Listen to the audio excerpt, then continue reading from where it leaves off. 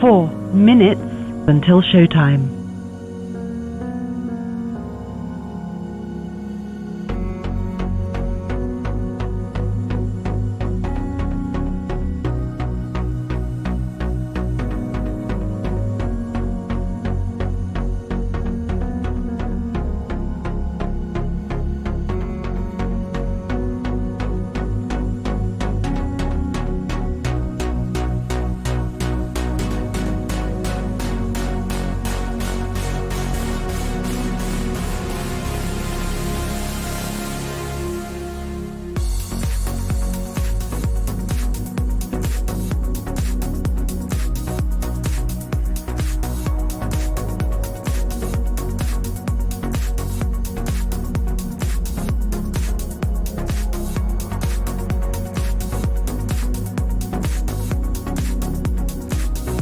Three minutes until showtime.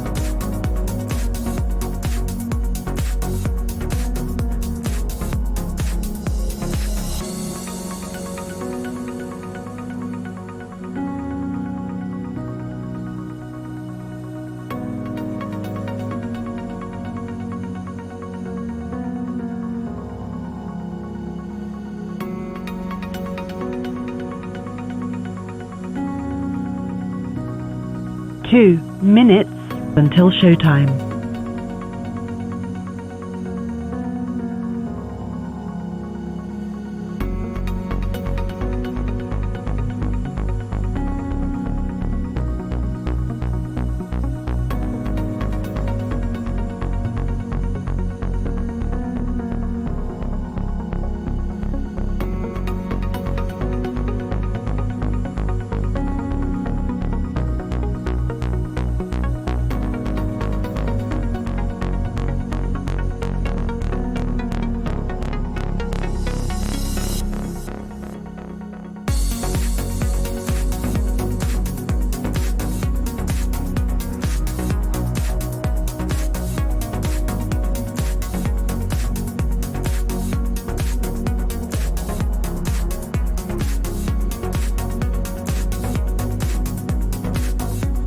One minute until showtime.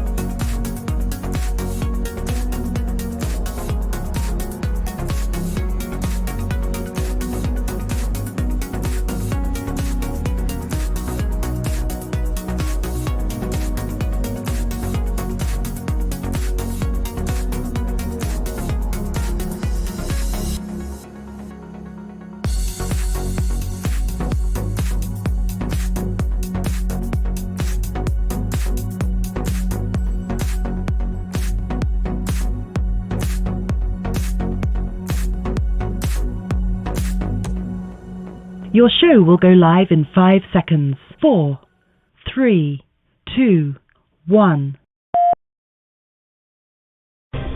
Insurrection, obstruction, indictments, civilly liable for sexual abuse.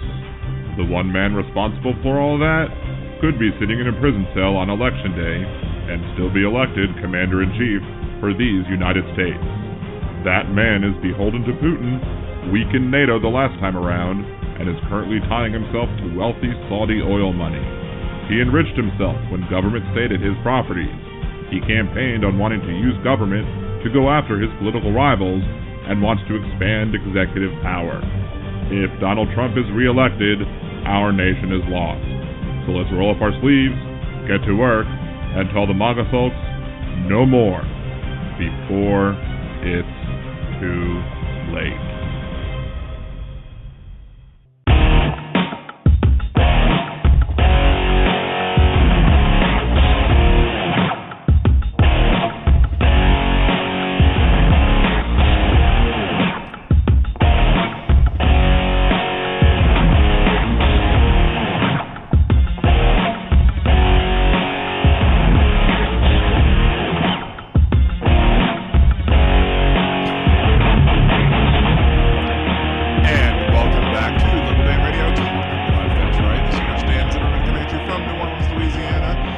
join the conversation is 914-803-4131. That's 914-803-4131.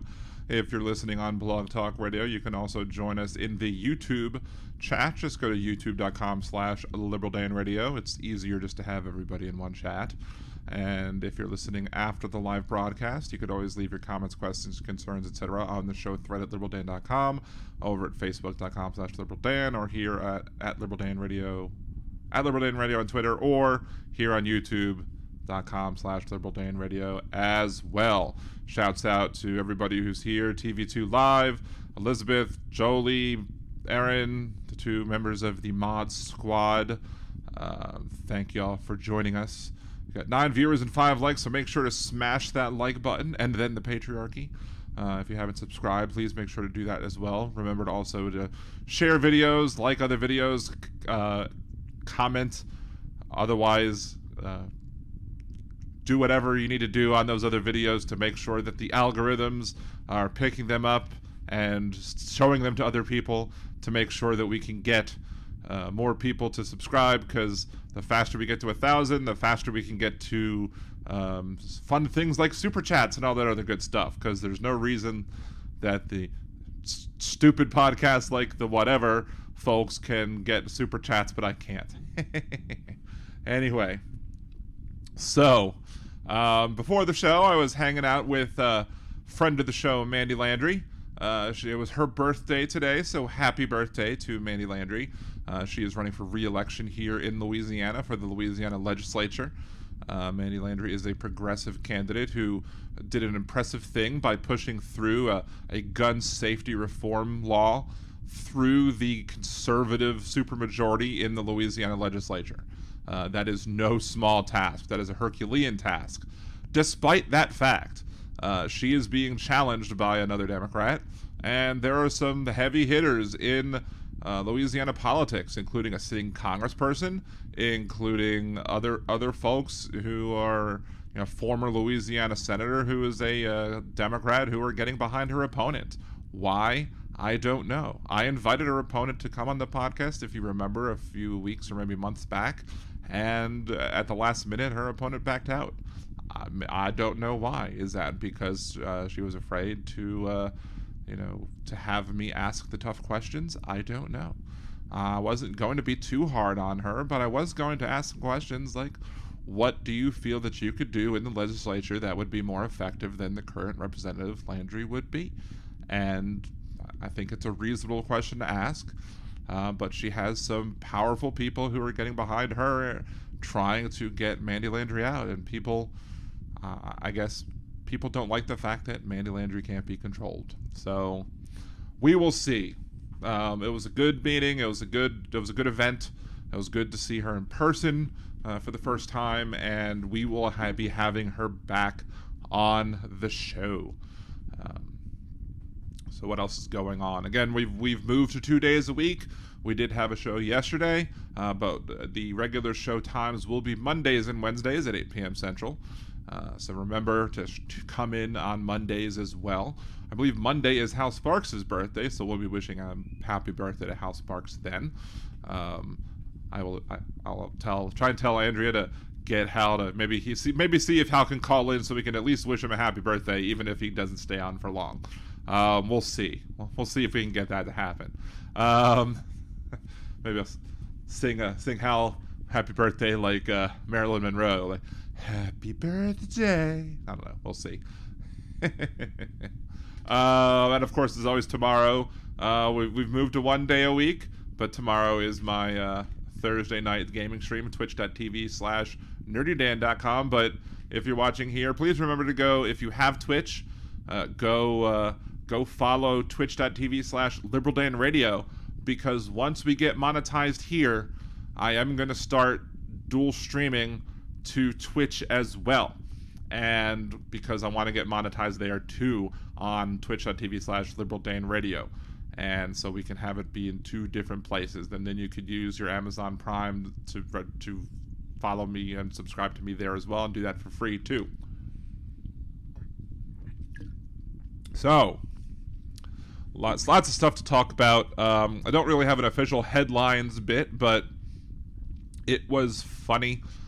You had a bear that was on the loose at Disney, and everyone was freaking out on the bear on the loose. Everyone was making a whole big deal about it. They closed several portions of the Magic Kingdom so they could go catch the bear. But anybody who's ever been to Disney World during gay days at Disney would know that this is the first time that bears have run free at Disney World. You've had Jolie. I'm not going to be on Twitch on Tuesdays anymore. It's just Thursdays. The U.S. military lost that F-35 stealth fighter for like a good day and a half. The pilot ejected, and but the fighter kept flying for a good bit until it crashed, and they couldn't fight it for over a day. But it's a stealth fighter, so doesn't that mean that they built it well? It did its job. If we couldn't find the stealth fighter, then that's good, right? That's a good thing. We couldn't find the stealth fighter. That means if we ever lost a stealth fighter out in in a combat scenario, it would be hard for our enemies to find it too. So that's a good thing. Elizabeth seems suspect. Oh, it's more than suspect. Oh, we've talked about the problems of the Louisiana Democratic Party here for a while. We had the topic of conversation when they were going to endorse the Senate candidates, and the chair of the Democratic Party was like, look, we're going to change the rules because she didn't believe that the state of Louisiana was ready to vote for a black person in a statewide office, so they changed the rules to make it less likely for Gary Chambers, the statewide candidate for Senate, to get the endorsement.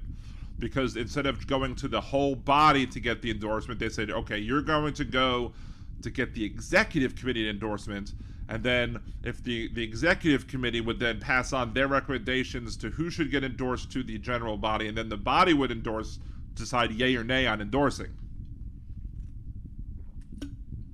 So with these change of rules, Gary Chambers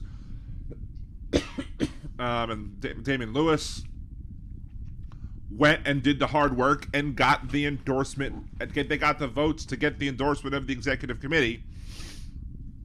The head of the Louisiana Democratic Party didn't like this, and she changed the rules on them yet again. And they went ahead and said, okay, well, let's endorse everybody then. We're going to endorse everybody. And so they came out of committee endorsing everybody. So everybody was endorsed. So if everybody's endorsed, then nobody's endorsed. It was a major embarrassment. This person who runs the Louisiana Democratic Party supported Republicans against a Democrat, like the current sitting Democratic governor, who is supported some very conservative things, but it's better than having the people who he ran against. Don't get me wrong. I mean, he's much better than having a Governor Vitter. He's much better than having a Governor Risponi. But she supported Republicans against him. So I don't know how on earth we ever thought that putting her in charge was a good idea. But she's not somebody who is trustworthy with the party, and she's driving the party into the dirt. It was suggested that I should run for the Democratic State Central Committee, and we'll see. We'll see who the person is, if they need to be challenged, and what work it would need to be done to actually challenge that person, or if it would be an open seat. Yes, the Louisiana Democrats are really bad, and the sad thing is, I happily voted for like Troy Carter for Congress, and he's my congressional representative, and Troy Carter is endorsing Mandy Landry's opponent, who is, I think, being backed by the head of the Louisiana Democratic Party. There's no good reason for this person to challenge Mandy Landry. There's no good reason. The only reason is A, because they want somebody who's going to be beholden to the head of the party, and Mandy Landry's not. Or B, the head of the Louisiana Democratic Party is a shill and wants to split the vote to try and get a Republican in there. So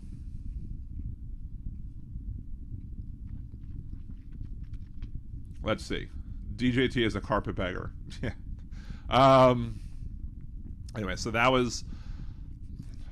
I'm still will invite her opponent on the show. I'm to reach back out and say, hey, if you want to come back on the show, you come back on the show, but I'm still going to ask the hard questions because they need to be asked.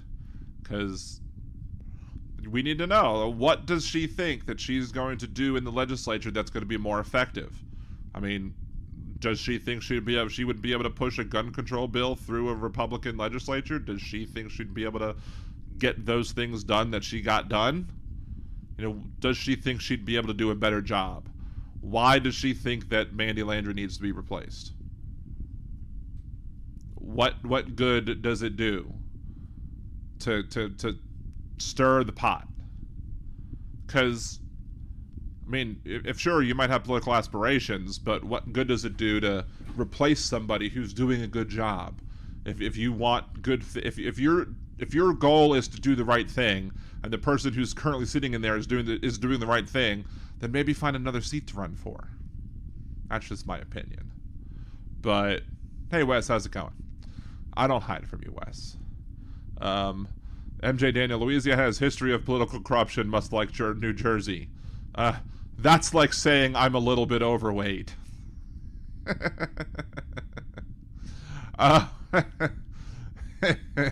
Anyway, so we had the show yesterday, and a little bit of the show yesterday, we were talking about the strike of the United Auto Workers and against the Big Three, and they're not striking against every plant yet, but it could escalate if a deal's not met, and a lot of people are thinking the deal's not going to be met yet unless something changes during the course of this show, which I doubt. But one of the things that really, I was going to name the show something completely different today. It's going to be something more strike related, but they started talking about how Donald Trump during the second debate, the Republican primary debate, is going to be wanting to be giving a speech to the United Auto Workers. And the people on MSNBC, whoever was on MSNBC at the time, I was listening on the radio, so I didn't see who it was. But the person on talking about Trump was calling him a populist. Donald Trump is not a populist. Not at all. He may be a faux populist. He may say things that try to make him sound like a populist, but he is not, in any way, shape, or form, a populist. Like, the Wikipedia, Wikipedia is not a great site to go to for anything, but one of the things that they describe right-wing populism, the page, right-wing populism, also called national populism or right-wing nationalism, says is a political ideology that combines right-wing politics and populist rhetoric and theme. Rhetoric. Do I have a speech impediment? Populist rhetoric and themes. That's the key words there. It incorporates right-wing politics with the rhetoric of populism. But just because you have the rhetoric of populism, it doesn't mean it's populism. It's like calling yourself, I don't know, National Socialism. It doesn't make it socialism. It's something else. National Socialism is not socialism. Right-wing populism is not in and of itself populism. Now, people are going to argue with me and say, there are populists there are right-wing populists, you're being pedantic. Yeah, sometimes there is unneeded pedantry. There are several times where I will call out people for unneeded pedantry. And there are other times where pedantry is called for. And this is a time where I think that pedantry is called for. Why? Because Donald Trump is not a populist. When you could go and you could find definitions that fit your definition of what populism is. Like there's another Wikipedia thing is like in American political rhetoric, why do I have a speech impediment? Populist was originally associated with the Populist Party and related left-wing movements, but beginning in the 1950s, it began to take on a more generic meaning, describing any anti-establishment movement regardless of its position on the left-right political spectrum. And I'm not going to argue that you can't have a right-wing populist movement in and of itself. It's very well possible that you could have a right-wing movement that is a populist movement. Like, you could have like maybe like a Christian evangelical type movement that is populist in nature, but I'm not going to say that Donald Trump represents that at all. Now he'll pay lip service to it. He absolutely pays lip service to populism. He makes it seem like he will run as a populist.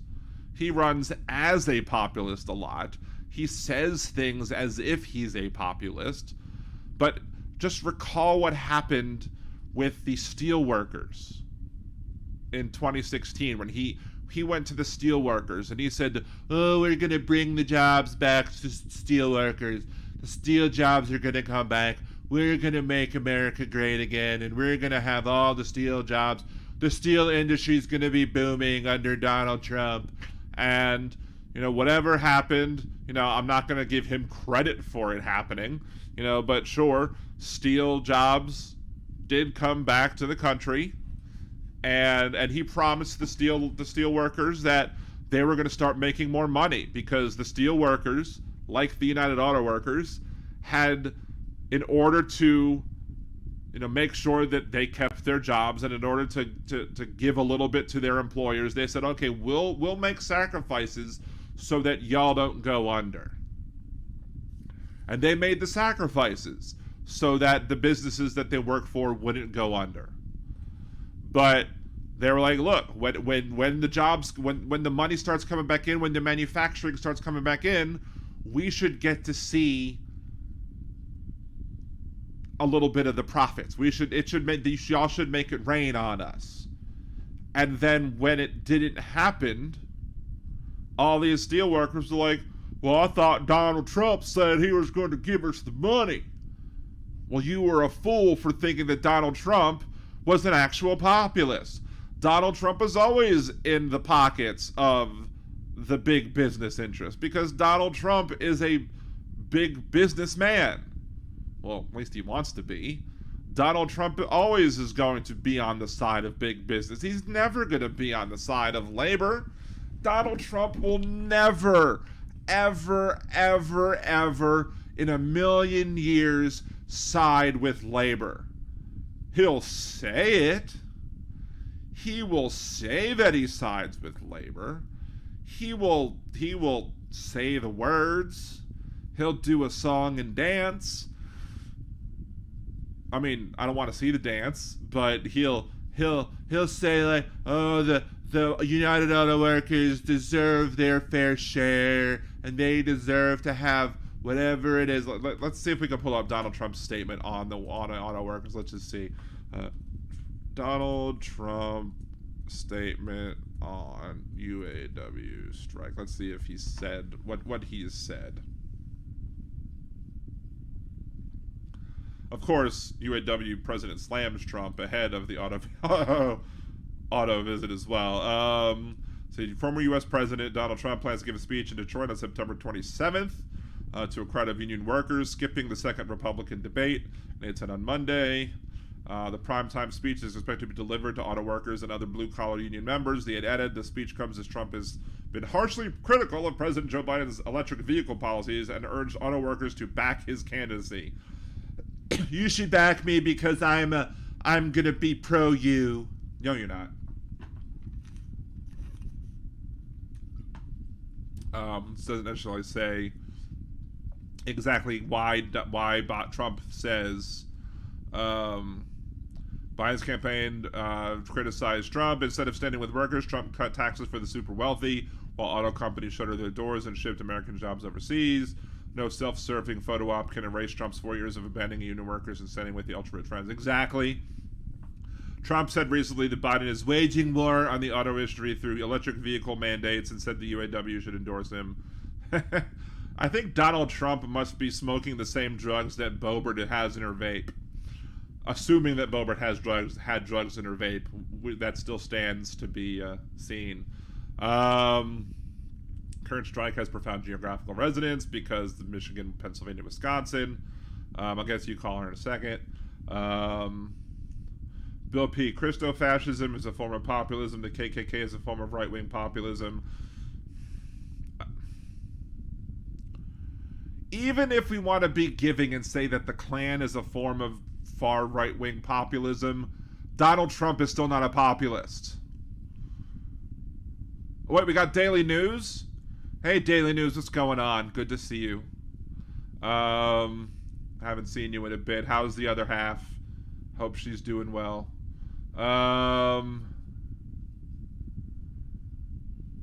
So you must make sacrifices not to go under. UAW is making more than 20% less when you figure in inflation. Auto companies are making massive profits and scaling down their production. Fewer cars, less gas needed. Electronics figure in bigly. 14% raises for auto workers since 1970. 1,040% raise for CEOs. Trump is critical of the union leaders, but has never criticized the millionaire execs. Exactly, Bill. I always figure there are trolls of mine. We're trying to yeah. Let's see.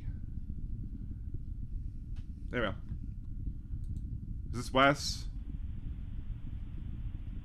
Hello? Hello, yes. Or is this Khalil? Yeah, it's Khalil. Hey, Khalil, what's going on? I'm doing okay. One of the things I noticed about, you have people like Jesse Lee Peterson. I don't know if I told you about him. Basically, people like him, they act pro-black when it comes to going against other minorities. But then when it comes to going against, But then when it comes to going against actual white supremacists, they support that type of stuff. They sit there and act stupid, and then they say, "Oh, you're playing the race card" and all that stuff. It's like, at least back in the 1960s, when people were racist, they didn't try to pretend that they cared. Most of them didn't try to pretend like they cared. Nowadays, even like when you had like house black people, a lot of them didn't pretend like they cared about African Americans and then, be two-faced it. Nowadays, you have racists and racist supporters that are two-faced it. Right. I mean, Jesse Lee Peterson, just briefly looking at his Wikipedia page, sounds like Uncle Ruckus from the Boondocks. Yeah. I mean... I hope Uncle Ruckus, I'm hoping that he was at least not two-faced it like Jesse Lee Peterson. Actually, Uncle Ruckus is probably more honest than Peterson might be, as you describe him. But yeah, I mean, in the Wikipedia page in 2020, Jesse Lee Peterson called Donald Trump the Great White Hope. Yeah, I noticed that. So, it's like, I would respect Peterson more if he was more honest. He didn't try to use black people to go against other, like, Hispanics and illegal Hispanics, people the U.S. government messed up the country, and that happened. Why they're here? Because even like George Zimmerman, he defended George Zimmerman, but he doesn't like, if it's an actual illegal that does it, he'll go support. He doesn't support them. It's like, be honest, Well, yeah, he called in 2013. He called Trayvon Martin a thug. Yeah, he is against Black History Month and Kwanzaa.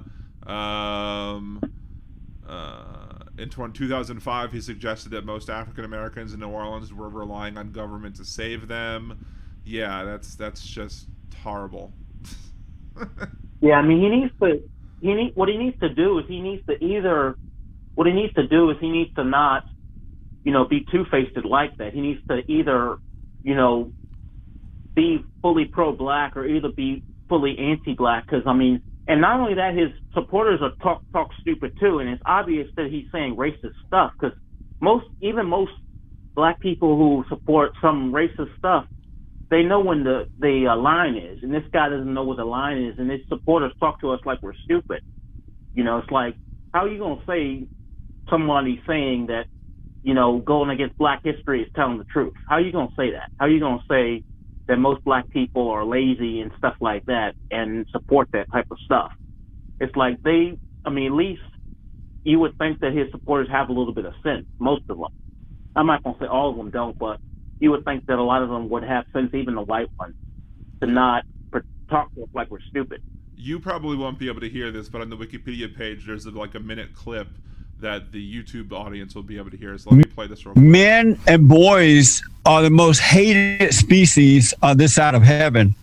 Oh, and he's just talking about men and stuff. That's him more talking about, like, I could probably cover him when I talk about the unraveling toxic masculinity stuff, because he seems like he grabs spawn to that crap too. But I mean, how can I can't imagine a Black man being born in Alabama in the 40s and embracing the stuff that he's embraced. It's ridiculous. It is. So, but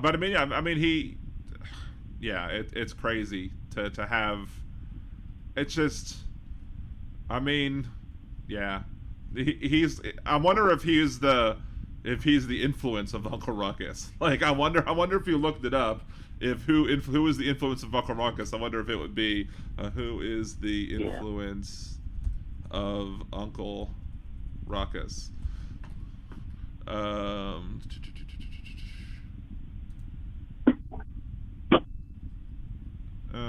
doesn't say if there's anybody specifically. I guess they couldn't necessarily say specifically that he was supposed to represent any one individual person, because then anybody who he was actually specifically trying to say, then they could probably sue him for you're trying to take my likeness or whatever, because when you notice that anytime you say anytime you have anybody in a TV show and you have at the end any representation or likeness or comparison to anybody in real life is strictly coincidental or whatever. So that's often what happens in those type of things. So it's the same. Sorry. Go ahead. It's the same thing when you protest the banks. You protest the banks, people will tell you to get a job. Right. But then you protest against illegals, they call you a patriot. It's the same thing. They pick and choose. They want to go after the poor, innocent people that, are put in that position, but then the people who are fat cats and all that stuff, they don't want to support. Oh, yeah. And it's like people know the game. Well, the right wing worships money, and they love money, and they hate the poors. So they're never gonna criticize the people they want to be like, even though they'll never be like them.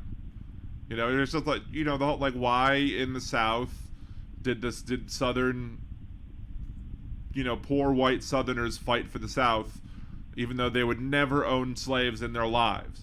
Because they one day hoped that they might still own slaves, even though they never would. But they said, well, maybe I might. So that's why they did it, because they didn't want to lose the opportunity that one day they might do it.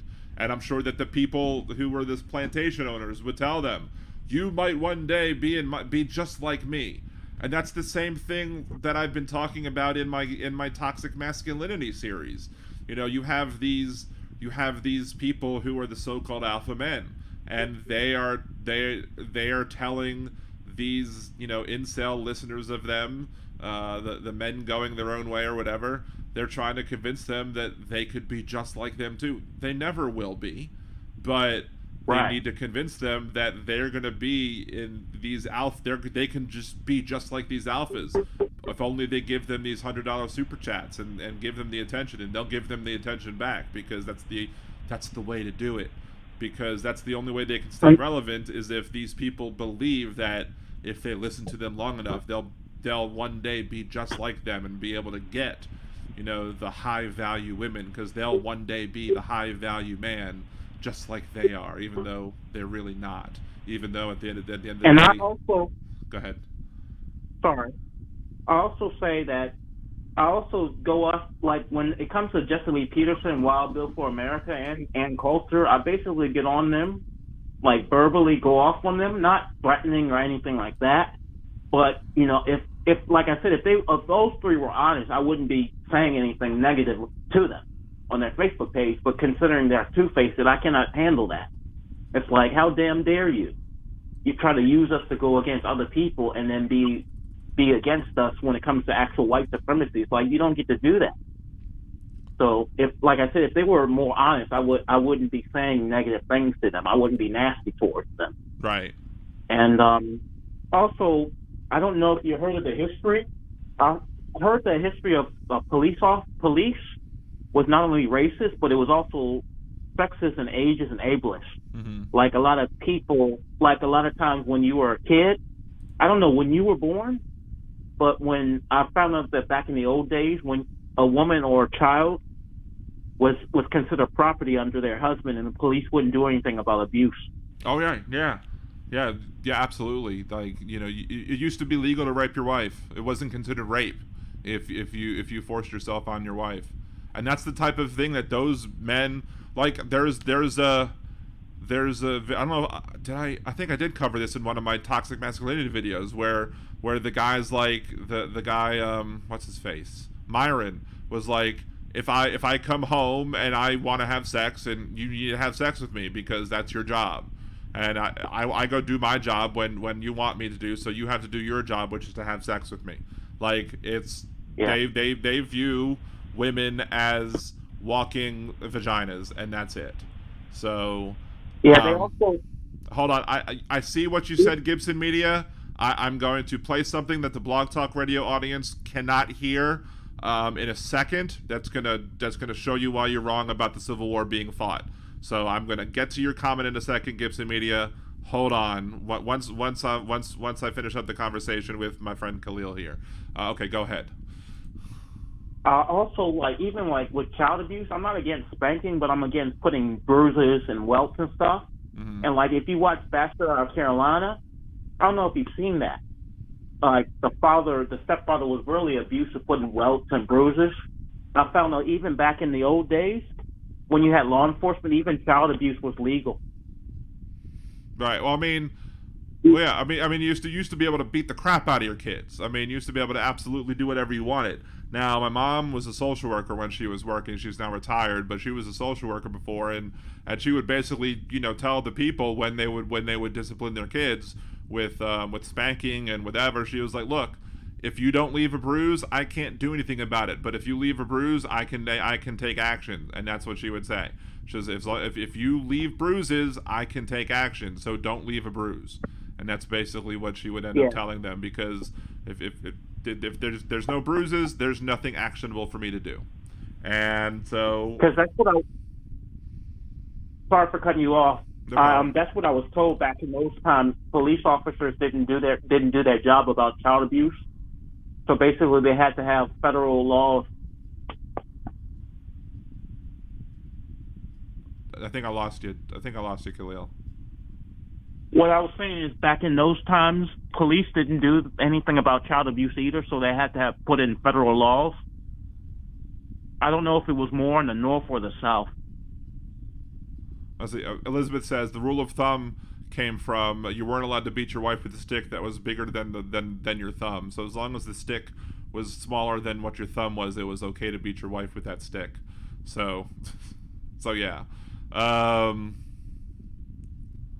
Anywho, all right. Well, thank you very much, Khalil. I appreciate your call as always. Again, we'll be back on the air Monday, so we're going 2 days a week from now on for the most part. So you'll be able to call in more often. We'll get to hear from you twice as much. So I appreciate you as always, and you have a good rest of your day. All right, have a good one, man.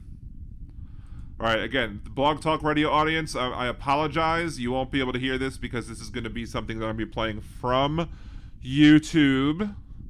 So let's switch. Let me pull this up. Let's mute it a second as the ad plays.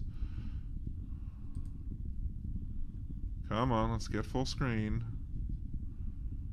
Come on. Why are you taking so long? hold on. There we go. There's that. Pause. Pause. This is not work. Ugh. Why is this being so stupid?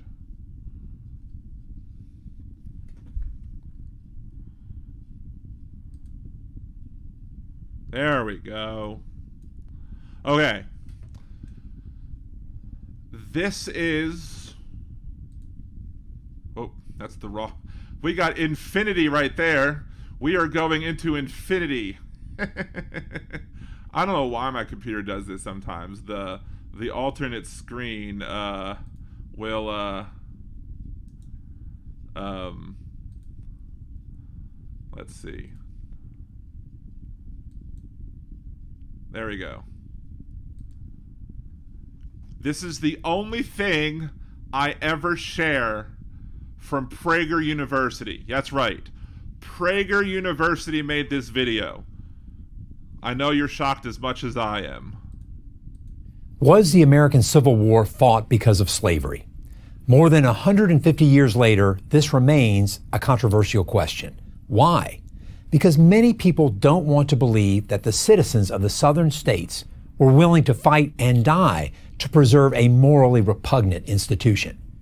There has to be another reason, we are told. Well, there isn't. The evidence is clear and overwhelming. Slavery was, by a wide margin, the single most important cause of the Civil War, for both sides. Before the presidential election of 1860, a South Carolina newspaper warned that the issue before the country was the extinction of slavery, and called on all who were not prepared to surrender the institution to act. Shortly after Abraham Lincoln's victory, they did. The secession documents of every Southern state made clear, crystal clear, that they were leaving the Union in order to protect their peculiar institution of slavery, a phrase that at the time meant the thing special to them. The vote to secede was 169-0 in South Carolina, 166-7 in Texas, 84-15 in Mississippi. In no Southern state was the vote close. Alexander Stephens of Georgia, the Confederacy's vice president, clearly articulated the views of the South in March 1861. Our new government, he said, was founded on slavery. Its foundations are laid. Its cornerstone rests upon the great truth that the Negro is not equal to the white man, that slavery, submission to the superior race, is his natural and normal condition. I don't know how anybody could make the argument that the Civil War, that secession was not fought about slavery. Read that. Listen to that. I mean, this is Prager freaking University. Prager freaking University. We don't need the closed captioning. Prager freaking University is saying this. Like, they are some of the most conservative site out there. And they are just dropping a truth bomb here when it comes to slavery and why the Civil War was fought. It is clearly because the South wanted to maintain its hold on its, as they said, peculiar institution of slavery. And who fired the first shot? Who fired the first shot, everyone? Class? Anyone? Anyone? Bueller? Bueller, anyone?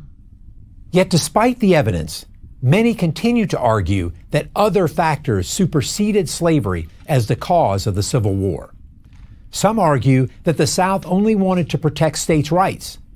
But this raises an obvious question. The states' rights to what? Wasn't it to maintain and spread slavery?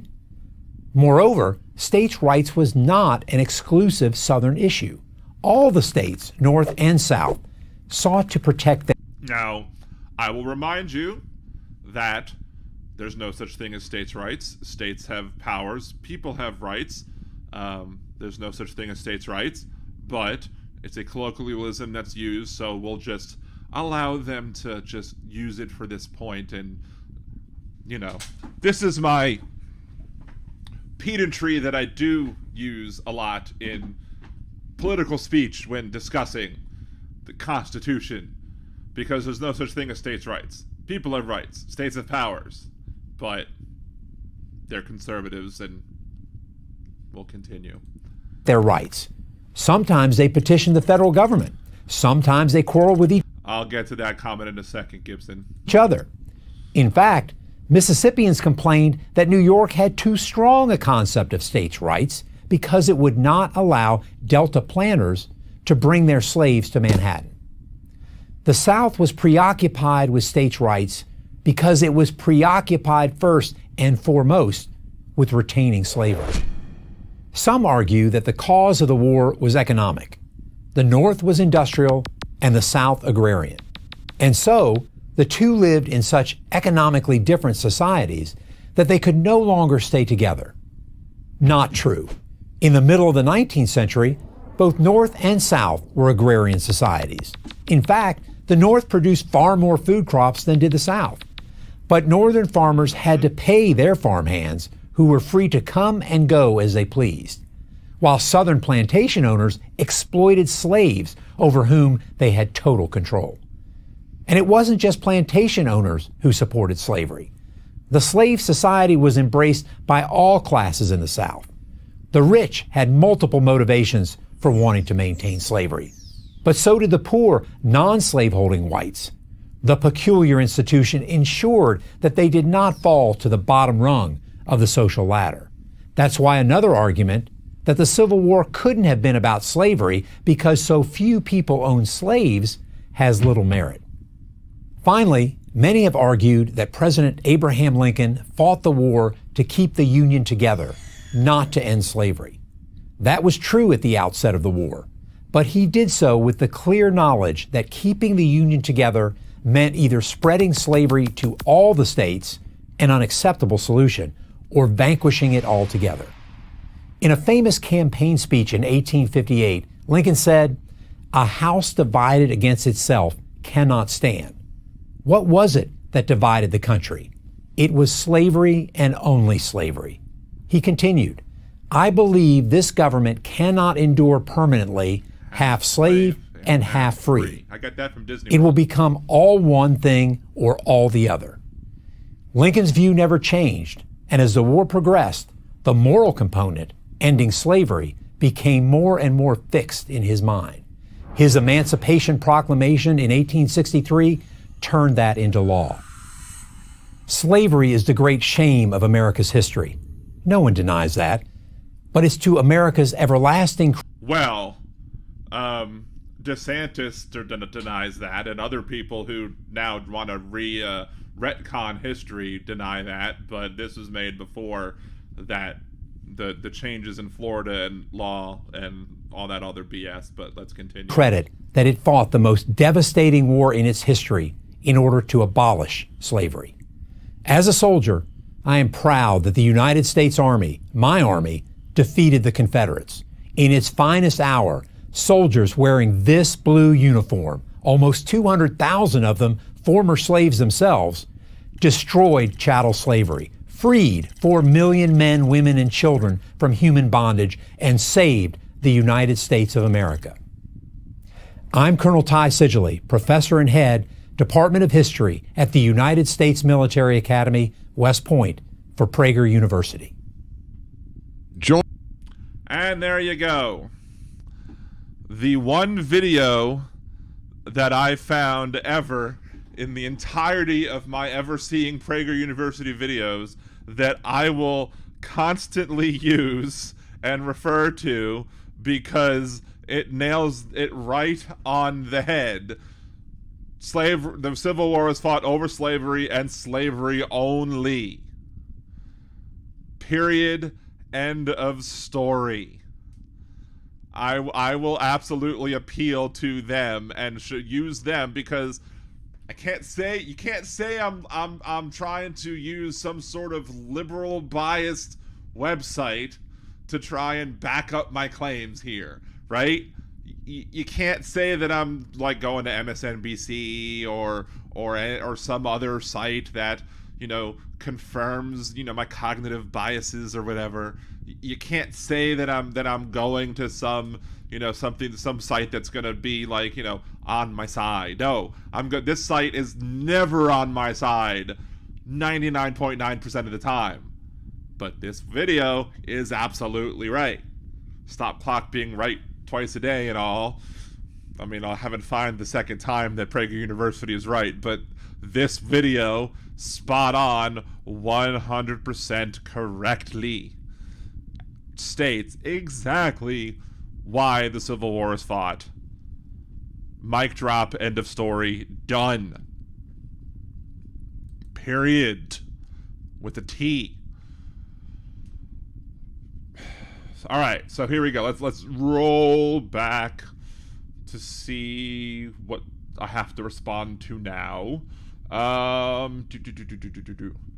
Gibson Media says, Dan, this is a 6-minute video that outlines facts, but you can't share links here because you're not a mod. So did you email it to me? Maybe you emailed it to me. I don't know. Let's see. Let's see. Why were black Americans suffering for over 100 years after this war? Because just because the Civil War was over and slavery stopped, it doesn't mean that racism stopped. Because the same people who were still beaten in the war still existed. Like, if you've watched Star Wars, like, just because the Empire was beaten, it doesn't mean that the people who were in the Empire just disappeared. They continued to want to fight and maintain their power. The Moff still existed. You still had the admirals that were there. To use the sci-fi example, you had there are people who still wanted to maintain their power, and they found different ways to maintain that power. So they created Jim Crow laws. They created all sorts of different ways to, continue their discriminate against black folks. So the end of slavery wasn't the perfect end-all be-all solution to make lives better for black folks in this country. But that doesn't mean that the war wasn't fought over slavery, because clearly the war was fought over slavery, because that's what the southern states said that they were seceding for. They seceded specifically over slavery.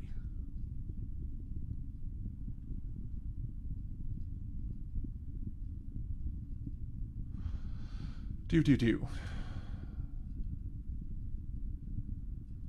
boom, boom, boom, boom.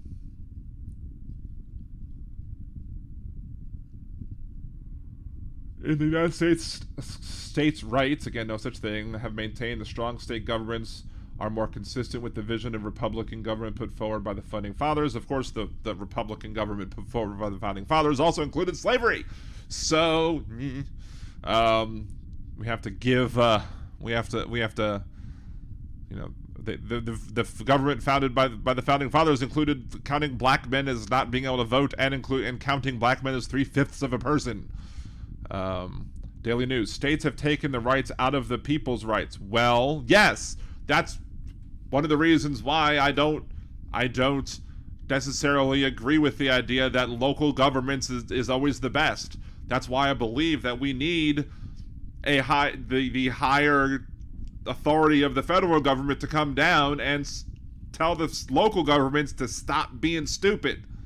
When local governments act and take away and usurp people's rights, you need a higher government to come in and say, no, stop it, you're being stupid. No, stop it, you're circumventing people's rights. You're usurping people's individual rights and freedoms. That's why you need stronger, higher levels of government to come down and be like, no, bad. Swatting the dog on the nose with the newspaper or whatever, but not leaving a mark, because that's abuse. Coming full circle again. I just don't get. What don't I get? What's my email? You should have my email. I've given you my email. It's at Gmail. Liberal Dan Radio. Gmail.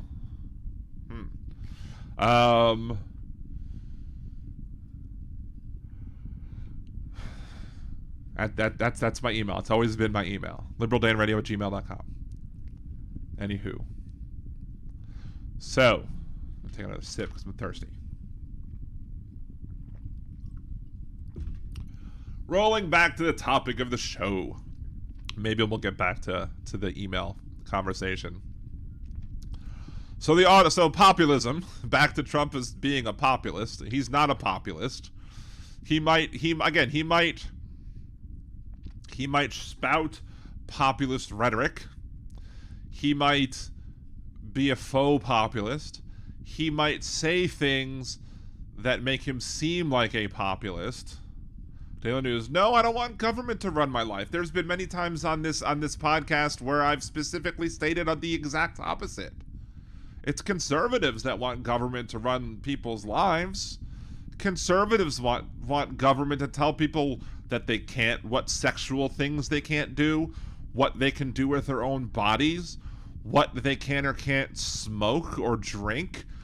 Conservatives are the ones who want prohibition of substances. Conservatives are the ones who want to prohibit sex acts. Conservatives are the ones who want to prohibit gay marriage.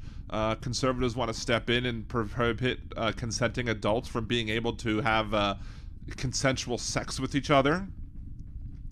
Conservatives use government to step in and stop them to do from all sorts of things. There's a local display here in New Orleans, in the New Orleans metropolitan area, that somebody created, and and the guy is a conservative. The guy is a MAGA conservative, like totally. But he creates like very hardcore, over the top Halloween decorations, and this year is no different. And he has like Jesus on a cross, but the Jesus is beheaded, and Satan is holding the beheaded Jesus or whatever. And all of the people in the conservative Bucktown neighborhood are just all, yeah, I can't. This is terrible. And the woman on the news was like, I support free speech, but.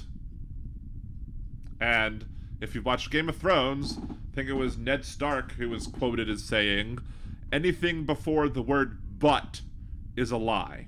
So if you say I support free speech, but you don't support free speech. And these are a bunch of conservatives. And what did the conservatives do when they didn't like this display that was in this person's yard? They called code enforcement. What does that do? That is them calling government to tell this person what they can or cannot have in their yard. Conservatives are the people that are more likely to have neighborhood associations. They're the ones that want to run little neighborhood associations and say this is what you can or this is what you can't have in your property. Little tiny little Nazi little associations that say you can't have this, you have to cut your grass, this, you can't have certain garbage cans, you can't paint your house a certain color. That little tiny little fascist hamlets. Gibson Media. Alexander Hamilton once called political parties the most fatal disease of popular government. Well, I mean, but they created a system that ultimately ends up with that defaults to having political parties. So, how smart were they? All right, let's check the mail. Let's check my box to see what Gibson Media put in my box. Oh my.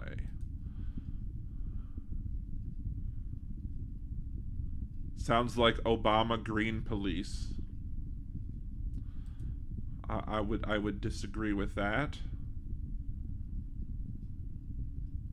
State citizenship and internet. That doesn't seem to me to This is state citizenship and introduction. There doesn't seem to be anything about the Civil War. I'll open it up for a second. It's on mute, or it was on mute.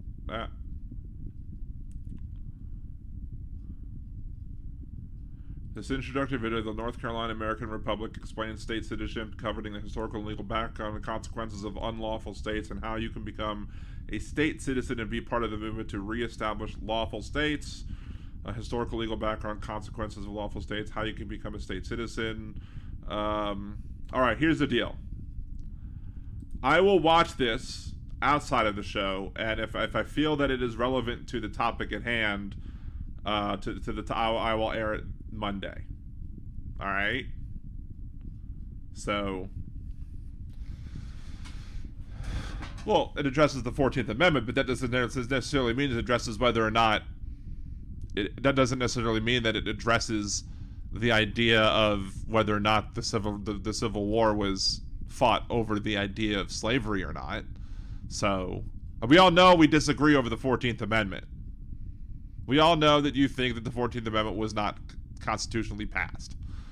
And we're not having that debate. That's going to be ad nauseum. So, I don't think we're ever gonna reach a conclusion on that. I think you've made your point on that one. I've not seen anything in addition that's going to yet. I've not seen anything yet that's going to change my mind on that. So,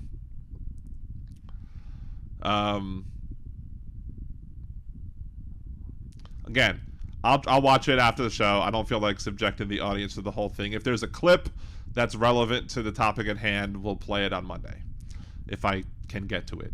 But I'm not going to play the whole thing for the audience at this point, because I don't think the whole thing is relevant to what it is. So, Wes, why shouldn't we just let the South withdraw? Well, here's the thing. And it's a good question. I mean, I've made the argument on the show several times that if we want to just let the MAGA folks just have their own country, like give them the Dakotas, Wyoming, Montana, Idaho, Utah, Kansas, Arkansas, Iowa, Oklahoma. Give them that whole area.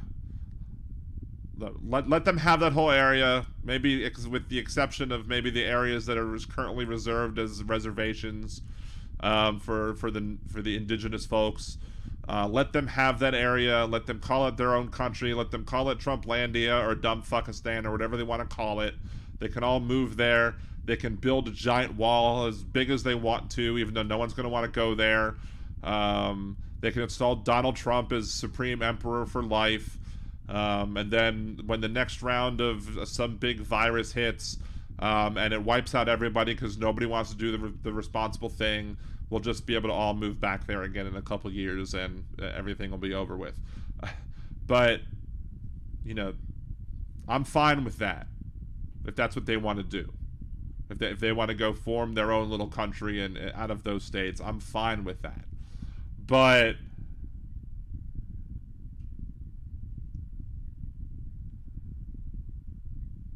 email me when your podcast airs and let me know, and I'll come on your podcast as well, and let me know what the subjects would be so I can prepare a little bit, and I'll be more than happy to do so.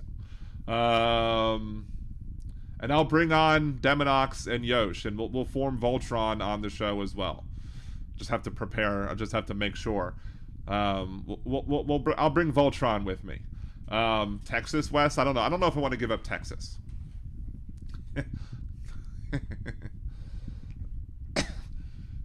Don't want to let Donald Trump's hands get too big because everything's bigger in Texas. So, but yeah, let them have all that area Tuesday at 7 p.m. See, that's why I figured you didn't call in yesterday, because that's when I had my show yesterday, was at 7. How long does the show last on Tuesdays?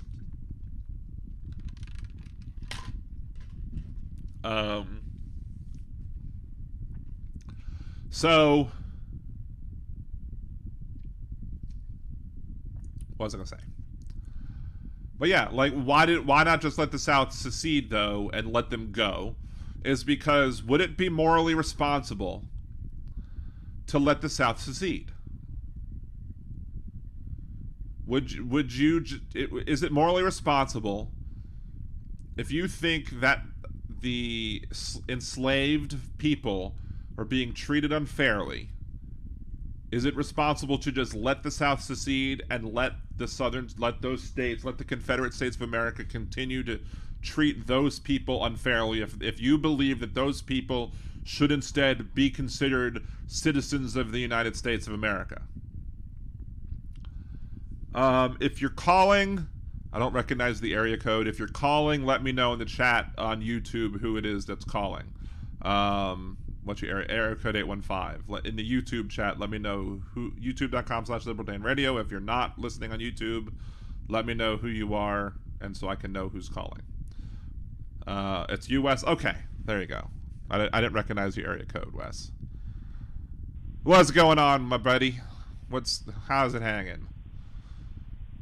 Not a whole lot. I am just considering, how could history have been changed in so many ways if so much had not happened, Well, we had a show let them go? We had a show about that. I did a show about the Liberal Dan Radio multiverse. Like what if you would have changed something, like let's say just one small thing had happened, like what would the difference effect. be? Yeah, what the butterfly effect? What would the difference have been? Like, I love alternate history books. Like, that's one of my favorite types of fiction is reading alternate history. Like, there's a whole bunch of Harry Turtledove books that he's one of my favorite authors, and he actually wrote one book where it was called Guns of the South, where there were time travelers that went back in time and armed the South with like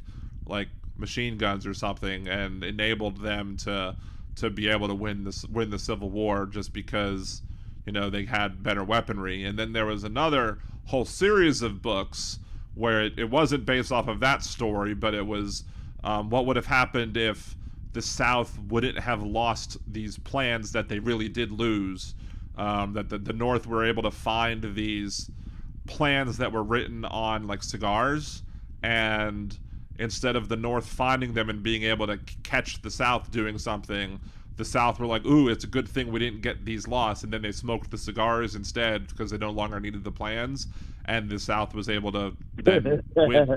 The South was able to retain their freedom, and then it goes on for like a series of like that was one book, and then there was a bunch of books afterwards, like maybe like 10, 12 different books, starting from How Few Remain. And it's interesting how he does it, like, because even though there are things that were so different, he makes it seem like even though there are things that are different, there are things that still remain the same, but things happen in different parts of the world, even though same. Like the communist revolution doesn't happen in Russia; it happens in the South. The different things happen in different areas, but other things happen completely differently as well. And so it's definitely a good read. He's definitely a good read, and he's also very liberal. If you follow him on Twitter, he's definitely a very liberal person. And I was very surprised. I was very happily surprised. I'm a liberal. You're a liberal. I was very for some reason I was very surprised to see. I was very surprised to see that somebody who wrote an alternate history about the South winning the Civil War was somebody that was so progressive. That was a refreshing thing to see. I guess it means that not somebody like who is a writer, like when I write things, I usually write things that have a dark ending, so it seems to me like he's the same way. Hey, I didn't see that Tim and Bill entered the channel. I think, hey Tim, hey Bill, what's going on? All right, so continue, Wes. Since I hey Tim, hey Bill, hey Jolie, I filibustered a bit. Gibson Media restoring our republic. I have no idea who you are. He's called into the show. He's called into the show. He's the one that pisses everyone off, Wes. Okay, Gibson Media. I forgive you for pissing me off. I don't even remember. Hey, Elizabeth, I love you so much. You are so sweet to me. It's all undeserved. Anything else, Wes? I don't know. We can get into it. Has to do with race. What if, by now, what would have happened? The African population would have had to, just by numbers, taken over the South. If we had just set them free, the slaves would have rebelled by themselves. They did not need help. Harriet Tubman she was a villain that the South used. John Brown. They were hardly real. They were like mythology. Tipping a few, Bill. Yeah, I guess three is a few, so this is my third. Wait, what? Repeat that again? I missed part of it. 2 days before Lincoln's inauguration as the 16th Well, no, you're president. just reading what Gibson is saying. We don't need to read what Gibson is saying. What were you saying? Okay, I'm saying that this is 2023. Mm-hmm. The Civil War was a long time ago, but if there was another nation, did it include Texas? It might have taken Mexico by now, and Haiti would be its capital. You understand what I mean? Maybe. There's some part of that. I think there is part of that where, I think in those books, I think Cuba was part of the South, and the South took over some of Mexico. They bought some of the northern parts of Mexico from Mexico in order for them to have an outlet to the West and to the Pacific Ocean. Yep. So, and then there's New Mexico and Arizona and California. How would they prefer to go back then? They might have liked being left alone because Mexico had no real government. I don't know. It's an interesting topic of conversation, but I don't want to go too far into the alternate history because I do want to get forever, like a Monopoly game. I do want to get back to the. I do want to eventually get back to the whole strike thing, but Gibson Media is on the phone for a second, so we'll entertain him for a second. But then I do want to get back to the topic. Love you. Love you too, Wes. I was a strike captain. If you ever want to hear about it. Back to you, Dan. I love you. I'm signing off. Have a go on, Wes. I don't know how, but I will. Bye. All right, let's see. All right, we're bringing you on for a second. We're not going to waste too much. We're not going to spend too much time. No, if you want to talk about the strike, would you like to talk about the strike? We can do that.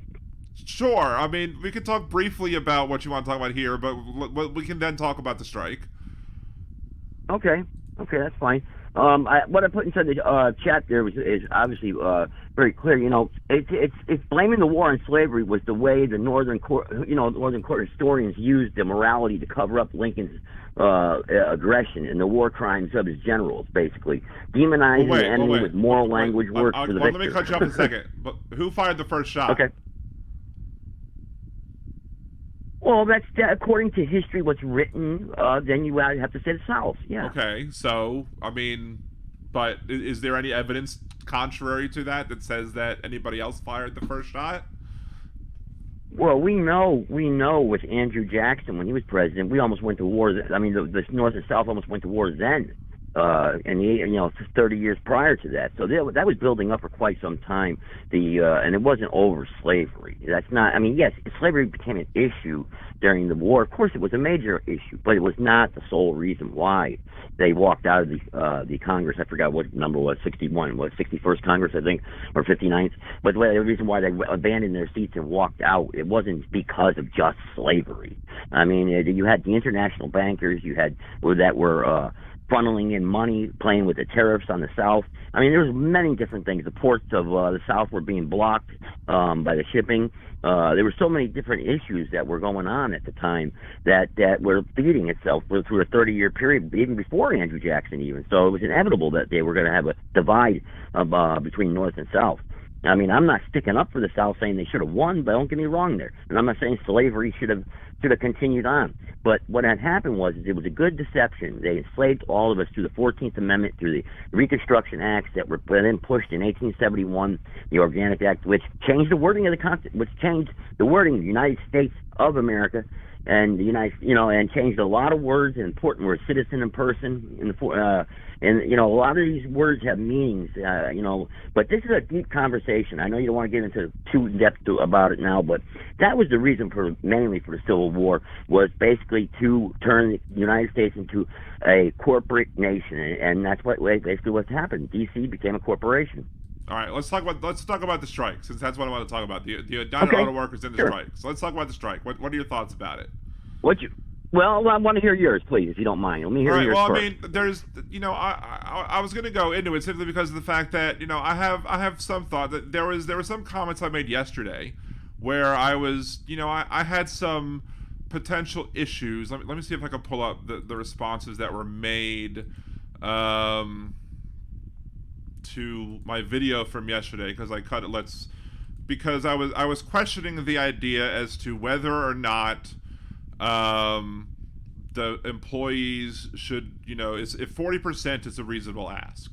If an increase of 40% of their current salary is a reasonable ask. And there was a union person who responded, and I don't know if the facts are 100% legit, and they said that the labor currently is 5% of the cost of an automobile build. So if you get a 40% increase in the cost of labor, it would only be 8% of the car's build. And when I did some research on there's four key demands here. They want four key demands. We'll get to that in a second. But right. But so I was looking at other items that are built, other items that are produced, and what everyone says. What's a decent, the cost of labor. What percentage should the labor percentage be of the gross overall cost of an item? If you sell an item, how much should the labor cost be of that? And I've saw numbers as maybe low as 10 to 15, almost 20% of the price of the item is what labor should cost. So if 40% brings them only up to 8%, and that's still much less than what many goods and services do, then maybe 40% is a reasonable ask. I'm not necessarily sold on the elimination of the tiered system, because I don't necessarily buy that somebody who is a new hire should be paid the same amount of money that somebody who's been working for 20, 30 years or whatever. Like, I'm for increasing wages, because if the auto workers did make sacrifices in order to make sure that during the lean years that the automakers didn't go out of business, and if you as a worker made sacrifices during the lean years, you absolutely should be rewarded during the fat years. And if they're not going to do that, then I absolutely would strike if I was a worker too. Now, would I agree 100% with what they're striking for? I don't know. Cost of living protections, yeah, I would absolutely, if you're not adjusting wages to the cost of living, then yes, that's a reasonable ask, I believe. Whatchamacallit.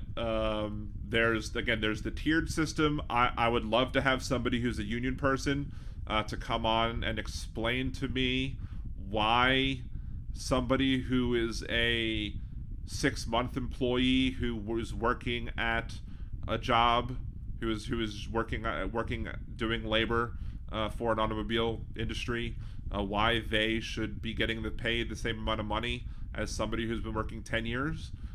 To me, if I'm working the job 10 years, I have more experience, I'm more reliable, I'm somebody who is, I'm somebody who is probably more efficient than somebody who's been working the job for 6 months, so therefore I potentially deserve more money. However,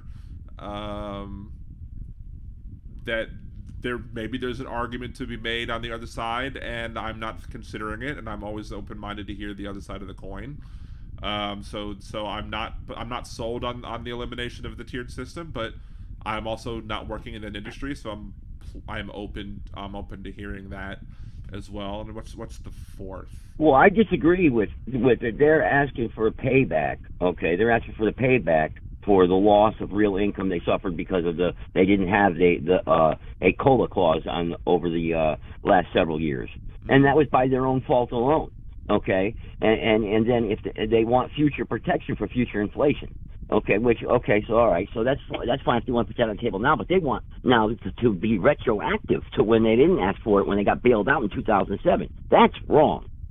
Okay, I know they had what they got what they wanted in 2007. They didn't put that in their contract in the negotiations.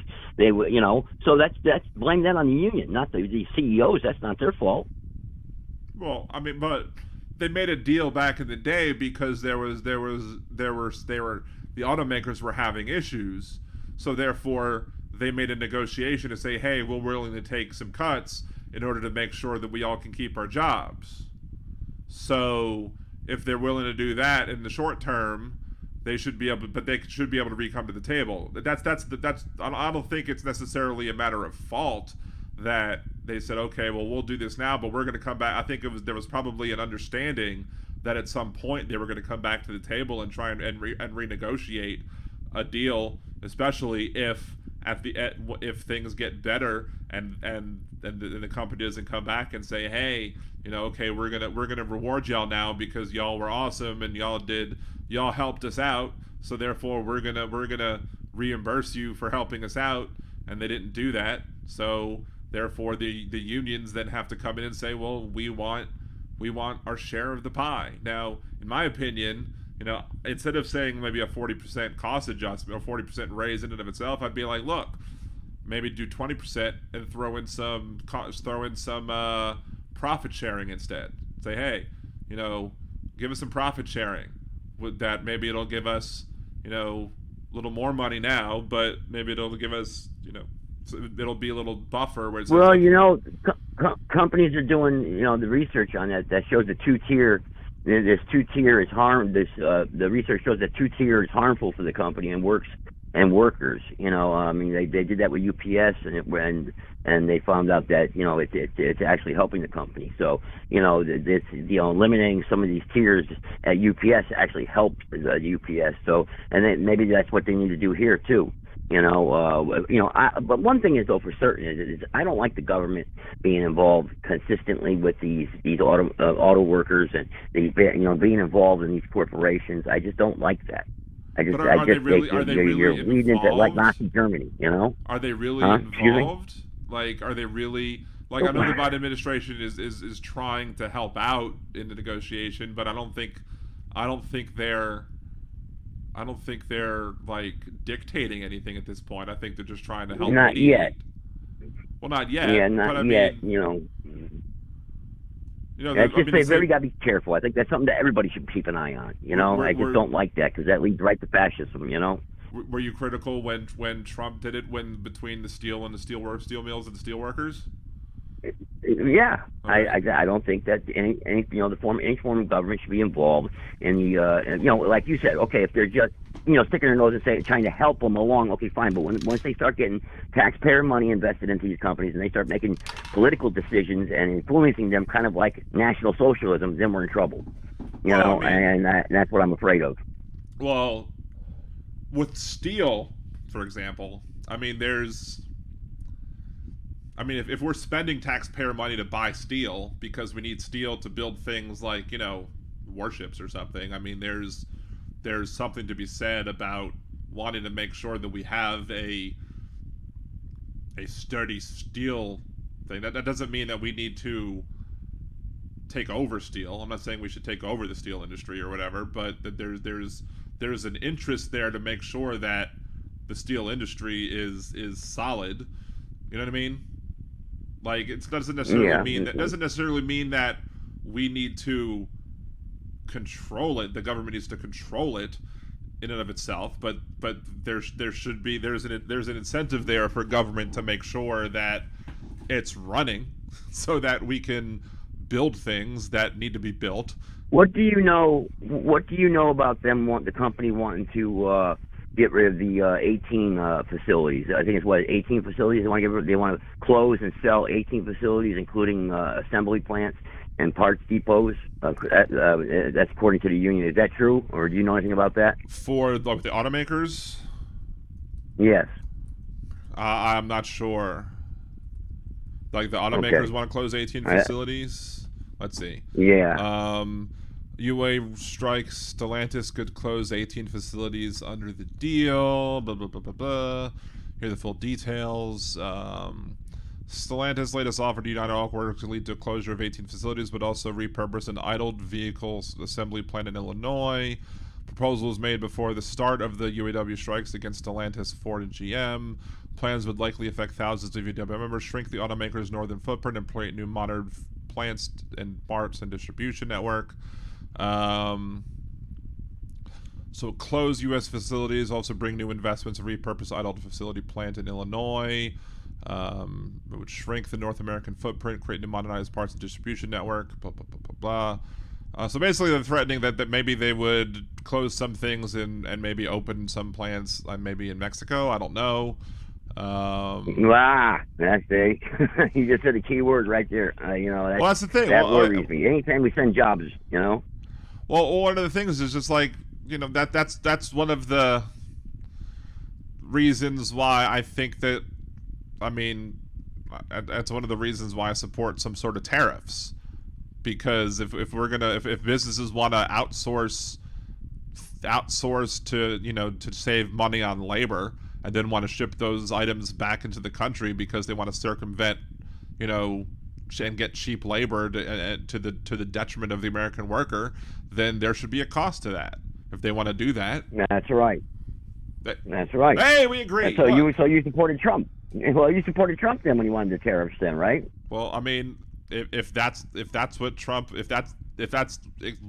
wanted to do in that particular thing, then I would agree on that particular thing. I've said there were particular things that I agreed with Trump, and I've said that before in the podcast when Trump proposed Trump proposed that you should be able to try particular medicines under certain circumstances. I agreed with that when Trump. It was a small program, but when he lowered the price of, I think, insulin and whatever in certain clinics, that was fine. Well, that's huge that we agree on that about the jobs, because that's very important to the American people, everybody. It doesn't matter you're Republican, Democrat. Jobs are very important, and when you want to ship jobs out of this country, then you're absolutely correct. Put a tariff on the product. If they want to ship it back in, at our cost. So that's very important. Right. So I think that is.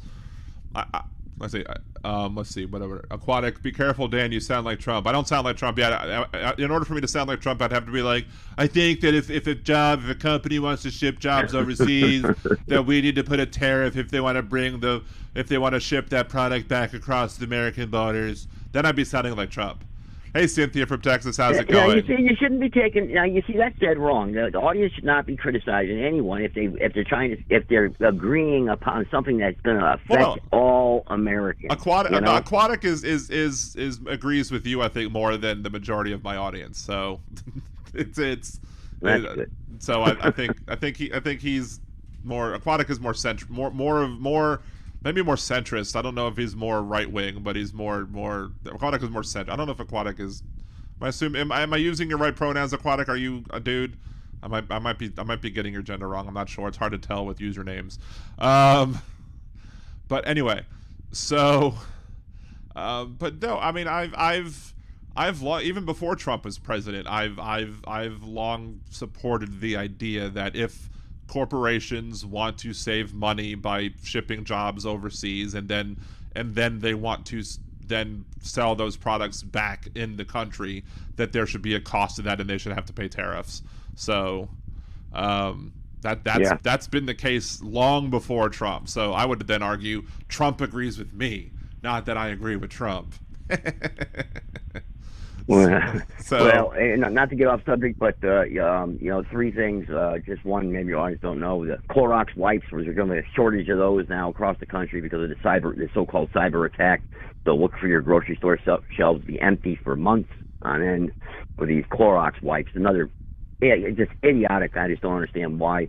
What that has to do with Clorox wipes, but that's just one of the big things out there. And then is it just Clorox wipes? Like, can you get Lysol wipes, or is it all wipes? It's going to be all wipes. Lovely. Yeah, any type of disinfectant wipes. So go to maybe I'll check Costco this weekend and stock up. It'll be like the toilet paper during COVID all over again. But Biden is creating an office focused on gun violence prevention. I mean, I think this is just a waste bureaucrat. Here we are, lobbyists and bureaucrats, special interest groups, again, attacking the Second Amendment when this is not the problem. That's not the problem we should be looking at when it comes to gun violence.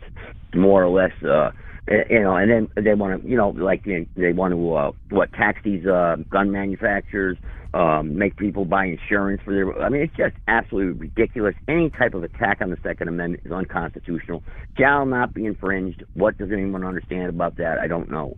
Well, I mean, even Scalia said that the Second Amendment does not mean that there's an unlimited right, and it doesn't mean that that you can own anything you want to, and that there could be regulations on it. And Scalia, I would argue, is probably one of the most staunch believers in the Second Amendment, and he said that in the Heller versus DC ruling or whatever.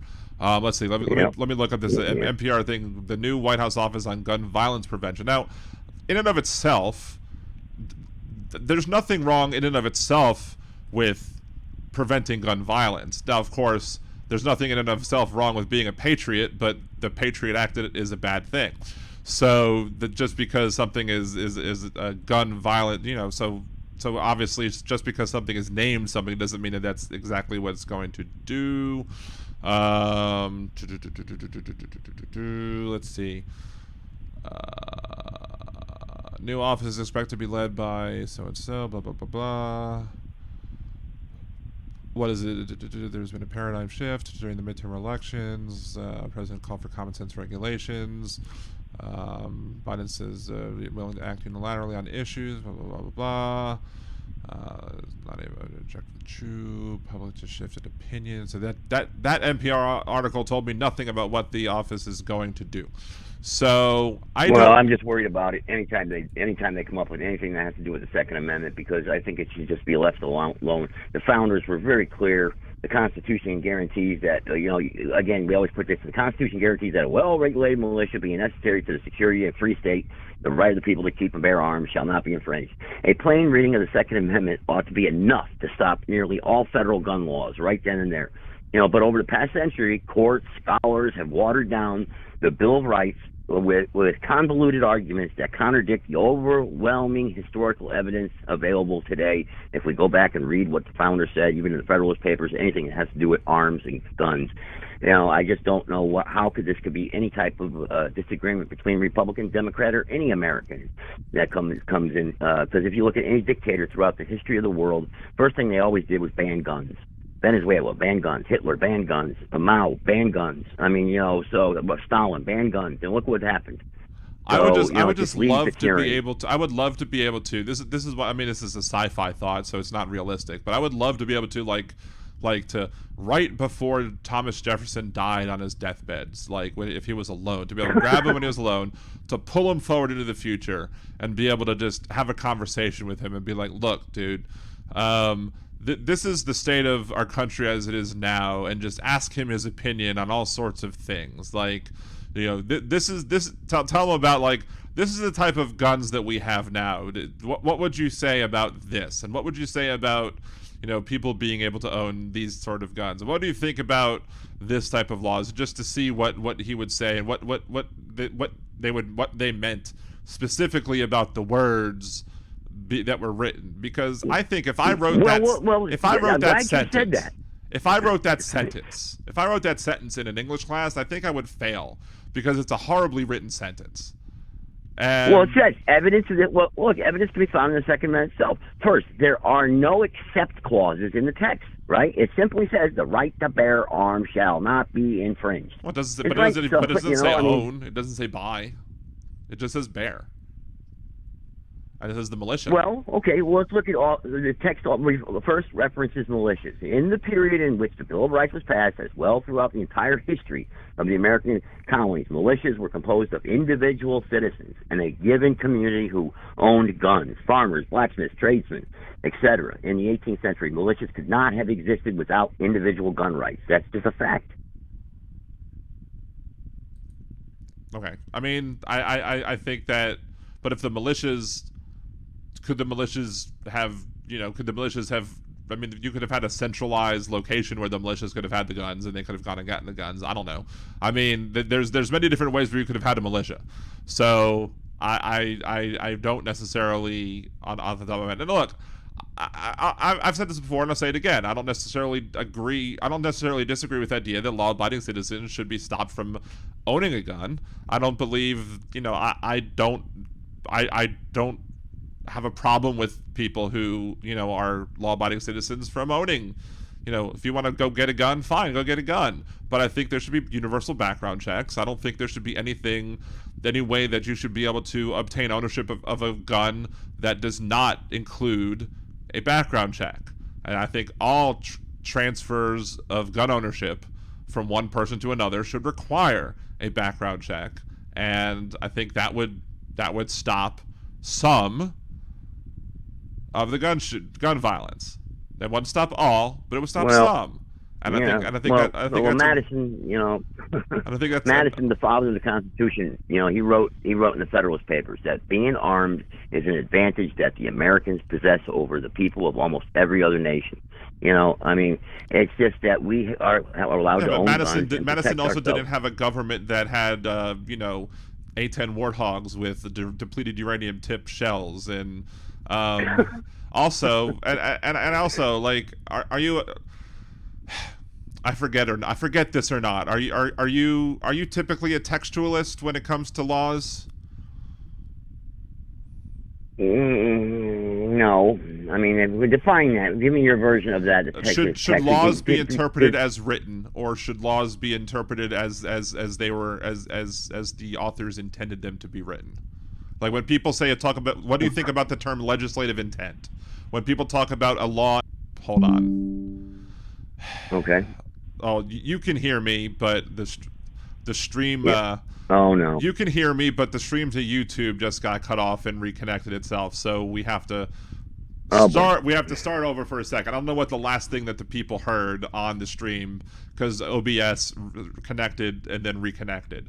So we're gonna gotcha. rewind. So when we last were connected to YouTube, Gibson Media said that he doesn't believe in legislative intent, that he believes that we should read the laws as written. And my point that I was making was that if we believe that laws should be interpreted as written and we shouldn't take into consideration legislative intent, then we should not be referring to the Federalist Papers, because all the Federalist Papers does is point out legislative intent. That if they wanted the words to be in the Constitution, they would have included the words in the Constitution and not written them in the Federalist Papers. So that's one of my issues with the Federalist Papers, and people who often point to them are often also people who will reject the argument of legislative intent. See my point? Well, let me ask you this question: and why wasn't the first gun control law? It wasn't passed until 1934, until Franklin Roosevelt. And no, that was the first gun control that was a restriction that was ever put on the American citizen. Why? If that's what because we know what's happened since. Look what happened during the 30s, Roosevelt's term. That's when socialism and government, the nanny state, basically really went into full gear. Social Security Act, everything, Emergency Powers Act. I mean, and that's when we became dangerous. It became very dangerous to where our liberties became eroded very quickly after that. I mean, it's like a steamroller, and confiscated gold. I mean, it's just many things happened during that time, and they started with the guns. Always guns. Disarm the people. I think it's just dangerous, very dangerous. People have to be armed to protect themselves against a tyrannical, because, control. What do people always want to do? They want to control the people. We're free in America. We're free. Do no harm. If we hurt somebody, then we pay the consequences. We be held accountable. It's common sense, common law. I would put two things there. First thing is that I just did a quick search on it, and a lot of the articles that are talking about it say that it's the first major U.S. gun law, so I don't know if there were minor gun laws that were passed prior to that. Let's see. But there may have been other laws that were minor gun laws, but it was the first major gun law that was passed, so I don't know what that means. However, okay. But what is the cause? Is the cause because there was an overreaching federal government trying to harm people, or was it because we now have a situation where we've moved beyond muskets and single shot weapons that the founders only had access to, and now we have access to machine guns and other various implements of destruction that were not available to the founders when the founders could not consider such things, or might not have been able to consider such things, and as such the government was like, well, maybe part of regulating the militia includes not allowing the militia to have a machine gun. Well, what's the purpose again of the Second Amendment? It's not hunting and fishing. It's because it's what? Tyranny, the government. The government should fear the people, not the people fear the government. And, I mean, it's written over and over again, many quotes, and you say you don't like to quote Federalist Papers, so let's just stick to the Constitution then. Shall not be infringed. We have a First Amendment, so we talk things out and we use our grievances. We grievance through our voices, and that's why the First Amendment is so very important. And then the Second Amendment backs that up. That's why they went to the Second Amendment, guns second. Obviously, they felt very strongly about it. They didn't put guns on the 14th or the 13th or 10th, right? It was number 2. So obviously, it was very important to them to make sure that we were, that we were able to protect ourselves against a tyrannical government if that time ever came. And I would want that. I mean, yeah, we have to. I understand what you're saying, where people are not as responsible, or the lack of accountability erodes away. I get all that, and we didn't have missiles back then. Okay, where we couldn't push a button and kill somebody in another country. Okay, I get all that, but at the same time, we're talking about in our own backyard. We shouldn't be involved in foreign affairs like we are today. Anyway, that's totally unconstitutional. What did George Washington say? Friends with all, alliances with none. Right? So we've moved so far away. I was a vivid supporter of Ron Paul. I don't know what you think of Ron Paul. I believe Ron Paul, if he was elected in 2008, well, a lot of the problems we face today would have been cleared up miraculously. I mean, he was a genius. His Austrian economics values, the way the economy, auditing the Federal Reserve was brilliant. He had a lot of great things, Ron Paul. It's just a shame that he didn't I think they were screwing with the votes back then, because I don't know how he lost, because everyone I know voted for him. But I don't know what your thoughts are on Ron Paul. I never asked you that, but I might joke about Ron Paul. He's the only old man I know that shakes his fist and tells people to get out of other people's yards. But the I don't know. Like, I mean, if the founders didn't feel like we weren't supposed to make alliances with anybody, then they wouldn't have given us the authority to make treaties. Like, to me, I don't know. Like, there's, I don't know. Like, I understand. I think this is a good discussion. I want just to get you. I'll let you go here soon. I get you on my podcast. You bring a couple people. I've got a guy that used to be a liberal. I mean, this guy was a diehard liberal for many, many years, and he's a conservative now. This guy's a historical scholar. I'll have him on there. It'd be a good discussion. You bring a couple of your liberal friends, and talk about Trump.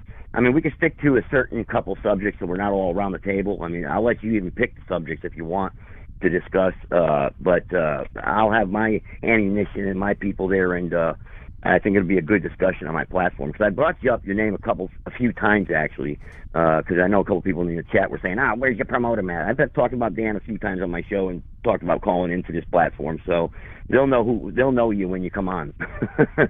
Cool. Well, all right. I mean, I'm happy to do so. I think it'll be a good time. And look, again, I was talking to somebody. I was talking to the person who should have been the head of the Louisiana Democratic Party this evening, but wasn't, and because of silliness, and we were having a conversation, and I was like, look, some of the people in my chat often get frustrated because I openly talk to conservatives, and I'm like, well, because I like to have the debate, and sometimes at the end of the day, I think when we come to an agreement on things, and I think sometimes one or twice, I think I've maybe even changed your mind on something, or at least made you think about it. At least made you think about something differently than maybe you thought about it, because I brought up a point that you've not thought about. And so, I think that's one of the ways that we perhaps eventually heal the divide in this nation. I joke around about the moving. If y'all want to move to those states and form Dumb Pakistan, that's my joke, and that's the joke I make. And it's all well and good. That's fine, but you know what? You make for good podcasting. You make for good podcasting and a good show when you do have an alternative viewpoint. There's nothing wrong with having your guests. You do your thing, that's fine. I do mine over there. But when you have a different viewpoint and you can have a discussion without arguing and yelling at each other, I think it makes for good ratings and good listenership also. So yeah, and the only thing that's frustrating to me is just I haven't hit 1,000 subscribers yet, and I don't know why. Like, we'll get you there. So we'll get you there. Hopefully soon. Hopefully the move to 2 days a week is going to help get that there. So, but anyway, so yeah, I'll let you Dan, go, because I'm going to move on. I think. Thanks for having me. Oh, my pleasure. You have a good one, and I'm going to move on to my unraveling things next. All right. But you have a good night, and we will work on coming on. I'm gonna talk to Yosh and Demonox, and we're gonna see about getting the three of us to find a Tuesday to get us all come on. I think that would be a good show to form Voltron on your show, as we call it. So you can even call it that. Liberal Dan forms Voltron on the Gibson Media podcast. So I think did he hang up? I think he hung up. Okay, so there you go. So cool, that'll be fun. And I know Aaron is not the biggest fan of Gibson Media, but I think if I form Voltron, we might even get Aaron to come in and listen. So, anywho, let me take a sip of water real quick. I guess Brian Clark from the comments wasn't able to call in, but I think we were able to talk a little bit about. Wait. Yes, is that Wes again? Yeah. What's up, Wes? How you doing? Good. How you doing? Are you saying I'm not controversial enough? You're plenty controversial, Wes. I mean, you were just playing with that last guy. I'm not playing with him. I'm just saying, you have your own ways of bringing controversy to the show. That's all unique to you, Wes. You have your softball, buddy. Throw me a hard ball. Tell me where I'm going wrong. You're not going wrong. You're you, and I wouldn't have you any other way. No, I'm right, and I'm on the right track, and I'm a genius. And you're on the right track, and I would not want to derail you. Yes, the Voltron. Don't derail me. No, do not don't derail yuck my yum. Don't want to yuck your yum.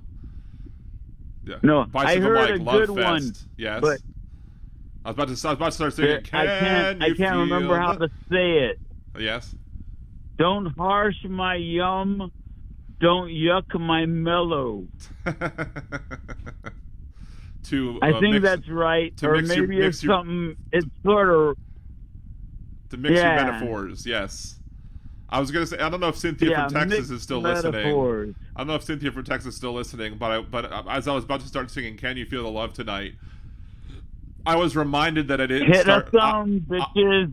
I didn't start making my list of parody Disney parody songs to that Bobo the Clown could have started. The love tonight. Bobo the Clown. I think that will really bring you strikes.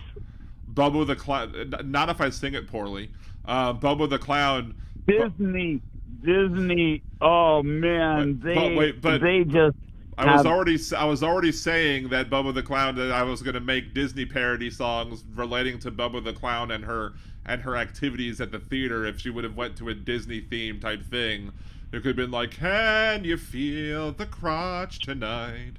Crotch tonight." Nerves of steel. So, hey Mike. Anywho, we love you back, buddy. So, So I have to think.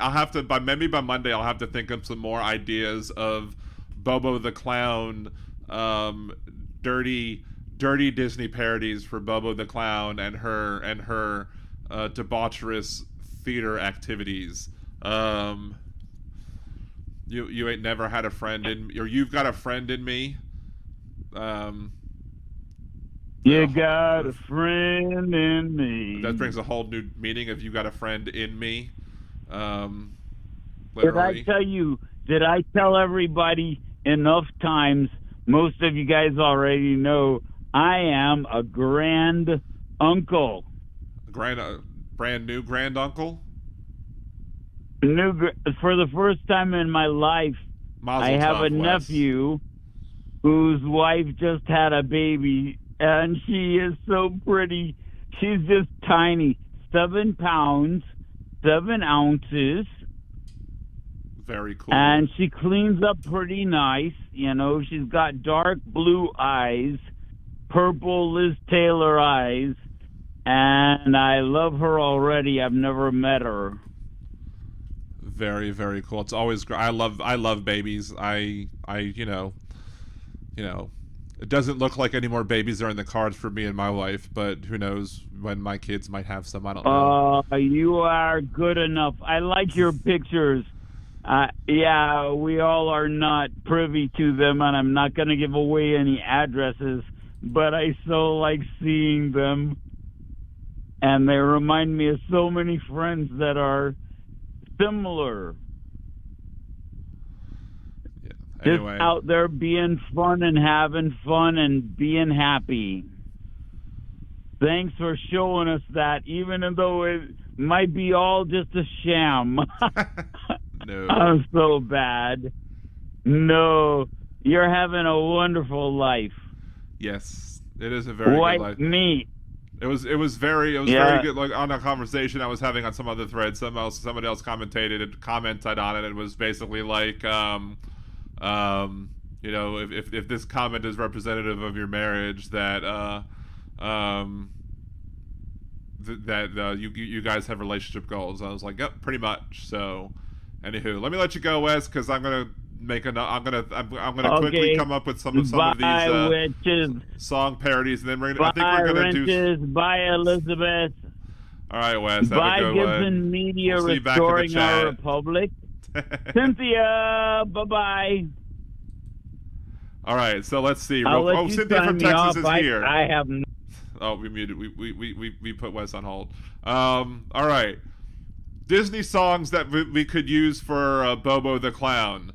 Hakuna Matatas. Hakuna Matatas. What a wonderful phrase. Hakuna Matatas. Let's see. How Far I'll Go. We saw how far she'll go in the theater, at least.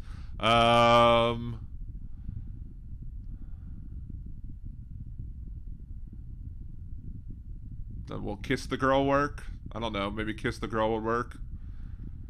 Or did Can You Feel the Love Tonight?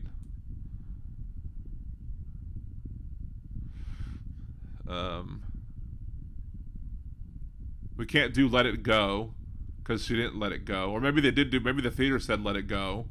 Trying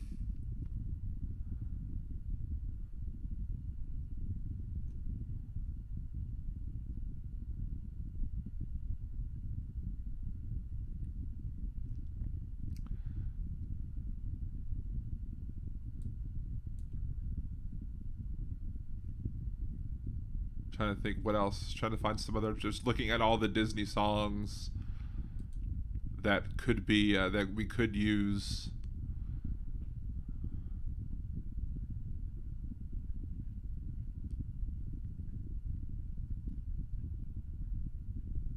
This is including a bunch of the Disney songs that are not in like cartoon movies.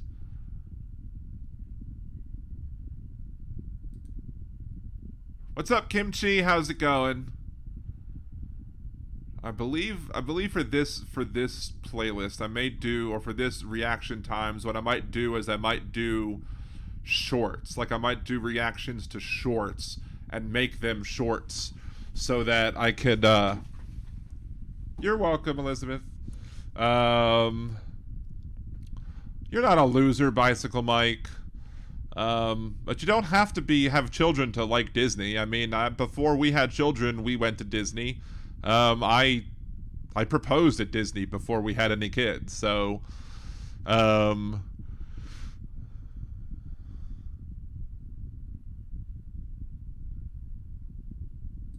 top 50 most listened to Disney songs in, let's see.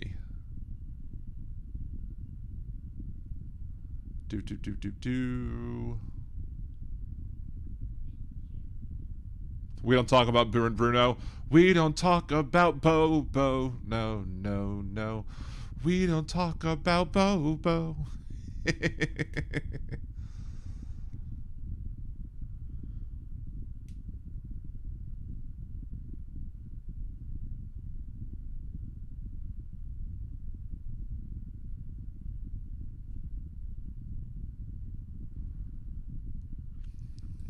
So, I'm not quite yet at the point where I want to start making dirty parodies related specifically to Bobo the Clown, although I do have a couple of dirty Disney parodies that I've made. Or at least one dirty Disney parody that I've made. But we're not going to sing them directly on the podcast or whatever. How did I not think of this one? The best one for Lauren Boebert. Hi ho! Sorry, no slut shaming on Liberal Dane Radio.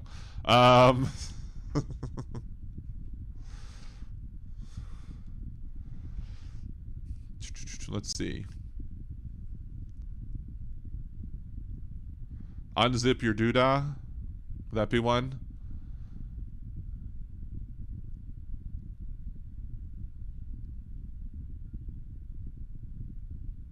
You're gonna kiss the girl? Was that be one? What else?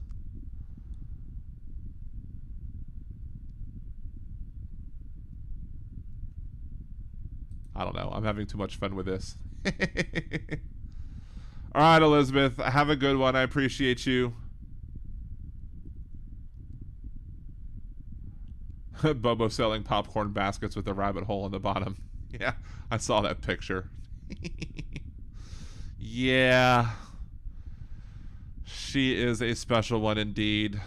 It's just sheer hypocrisy that they won't that they're not going to do anything about it. But if it was a Democrat, they would absolutely be jumping down and jumping up and down and screaming and calling her all sorts of names and absolutely just be calling for her to resign. How dare she be doing such horrible, filthy things in the middle of a theater and getting felt up and blah blah blah. So, all right, let's find some shorts because we're gonna do shorts, and we're gonna make short response videos to make some short response videos because maybe making short response videos will make us more likely to get more views too. Because we're gonna record short response videos and upload them. So, let's see. So let's copy paste.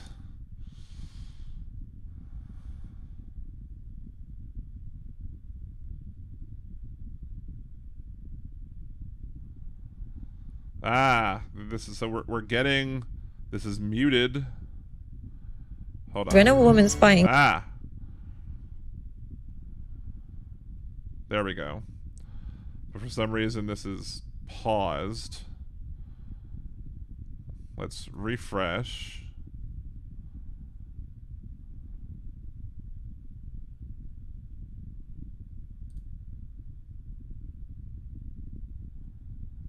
Okay. Unzip my dee-doo-dah. Something like that, yeah.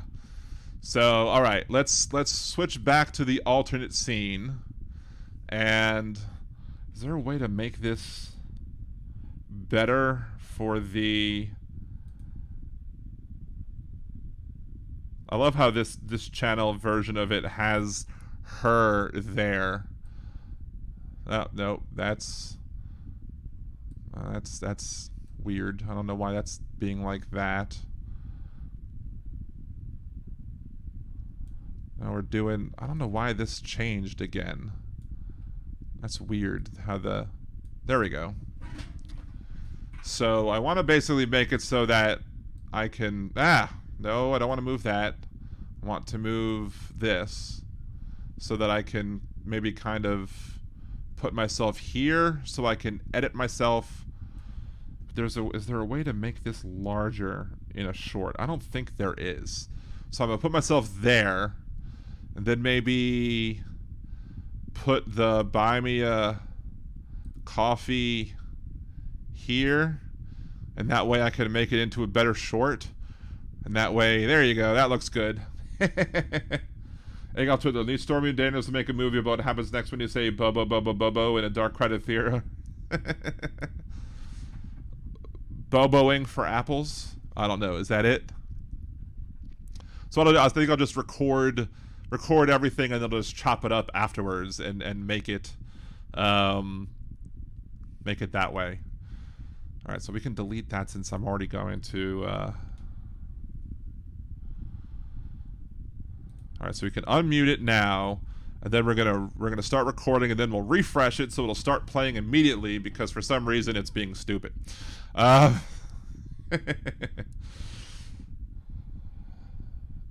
Bicycle Mike, do you think she and Ted Cruz did it? I may very well. I don't know. I mean, it's supposedly, if it's correct that she was doing, if she allegedly did escorting like they claim she did, then maybe. And look, I don't care if she escorted. That's not a big deal for me. If she escorted, I think that should be legal. I think she should be able to do what she wants. I think sex work is real work. I think she should be able to make a living if that's what she wants to do. I think it's hypocritical for the Republicans to be like, oh, let's take this escort and turn her into a congresswoman, and then criticize, you know, the person running in Virginia for her doing her own form of sex work and then not wanting her to run for office. But, you know, I'm not going to judge her for doing sex work. I'm going to judge her for her hypocrisy, but I'm not going to judge her for doing sex work. That's the thing. So, Bicycle Mike, if I could make money as a sex worker, I would have. You know, it's never too late.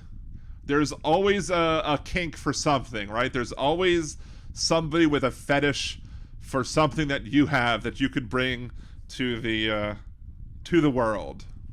A whole new world. Don't get me, Disney. Because this one is these modern women. These modern women are insane. I guess I should start recording and say. So this one is these modern women are insane. So let's refresh the video and we will see what's being said. It's going to take forever now to reload, obviously. Like when men do say that they want to provide for their women and, you know, have the job, make the money, and then that mom, she becomes a stay-at-home mom and will provide for her kids and do all the cooking and cleaning, the men automatically think that when they come home from work that their job is to do absolutely nothing because they're at home. most men. If the man is out working and the woman is being provided for and she's a stay-at-home mother, she takes care of the household.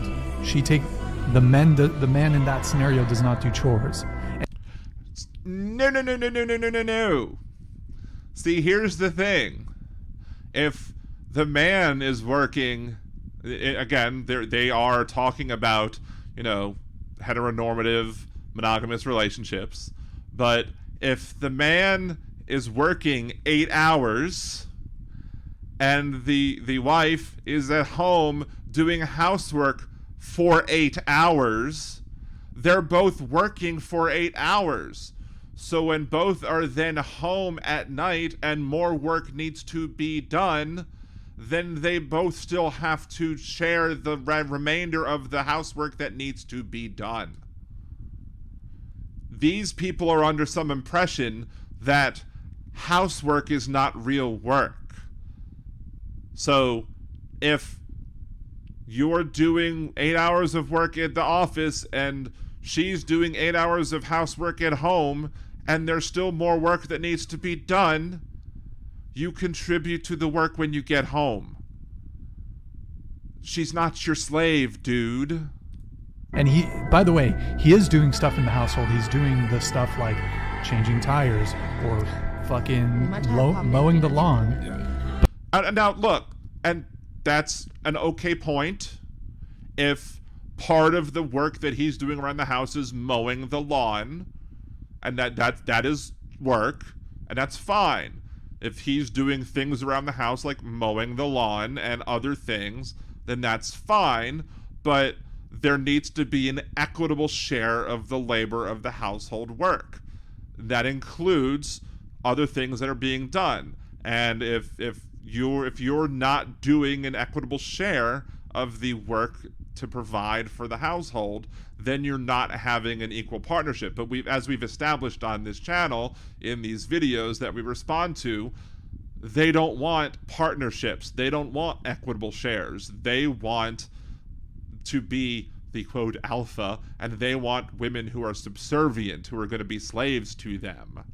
But to suggest that a man who's working full time, who's providing for his wife, who's staying at home, that he then come home and help with the chores, the household chores, that should fall on, in that sort of arrangement, that ought to fall on the woman. No. Again, it doesn't necessarily. Now, if the woman is taking care of the kids all day and is, doing laundry and cleaning the house, and there's, there are things that have to be done all day, and if at the end of and we're going out, going shopping, doing all of the things that need to be done for household stuff while the man is out working, if you're having this sort of, relationship or whatever, then that's sort of dichotomy there. And if then there's still more work that needs to be done, guess what? You don't get to come home and say, well, I worked 8 hours today, so too bad, you need to do more work while I sit here and drink a beer. No. If there's more work that needs to be done, guess what? You get to do more work.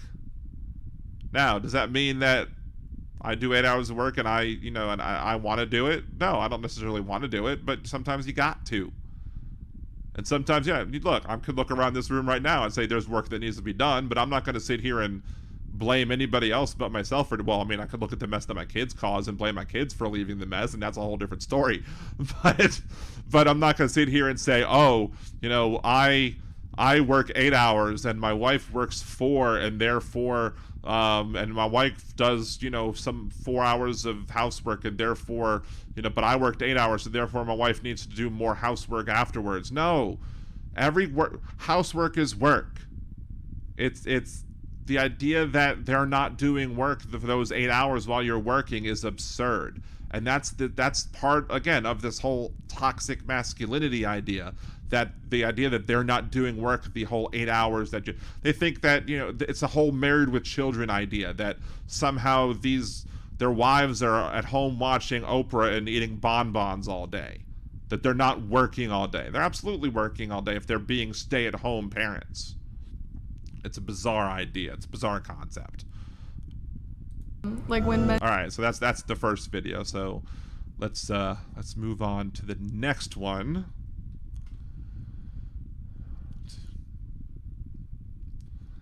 Egg off to it. This dude thinks he could make other people's relationship guidelines in the midst of crying about Chad. Yeah. Kimchi, when you have kids, there's no sitting on the couch eating bonbons. You're lucky. Wait, Kimchi, did you say sitting on the couch eating bonbons before I mentioned the Married with Children sitting on the couch eating bonbons? Because I swear I did not see your comment when I made my bonbons comment. I was looking straight this way. I did not see your bonbons comment when looking at the thing. I completely didn't see your bonbons comment. We're on the same wavelength. It's awesome. But yeah, exactly. You're right. And I'm going to say you're right because, obviously you agree with me. Hilarious. It's great that we agreed on that. But yeah, again, there's no, you don't have Peggy Bundy. If you're a stay-at-home mom and you're working all day taking care of your kids because you're working all day taking care of your kids. Housework is work. Next video.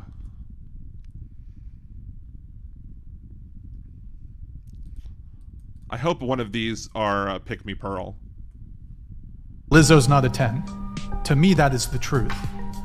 All right, here comes fat shaming. Lizzo's not a 10. To me, that's the truth. Well, okay, fine. To you, you're not attracted to Lizzo. To you, Lizzo's not a 10. That's fine. You are free to not be attracted to Lizzo. There are other people who are going to look at Lizzo and think that she's a goddess because to them, Lizzo is a 10. To them, her size is irrelevant to her beauty. I think Lizzo is a goddess. I think Lizzo is immensely beautiful. I think she's very attractive. I don't look at, size as being a detriment to somebody's looks. You do. And here's the thing.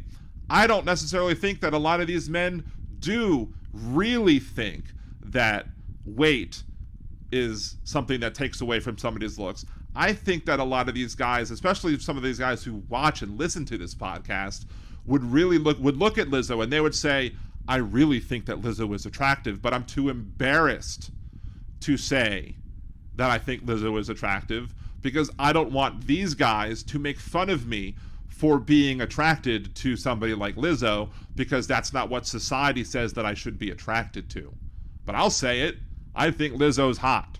I think Lizzo is a very attractive woman, not just because she's physically attractive, but because she's very talented and, she is very confident and she carries herself well and she brings it. And she has, to me, she's a total package. And,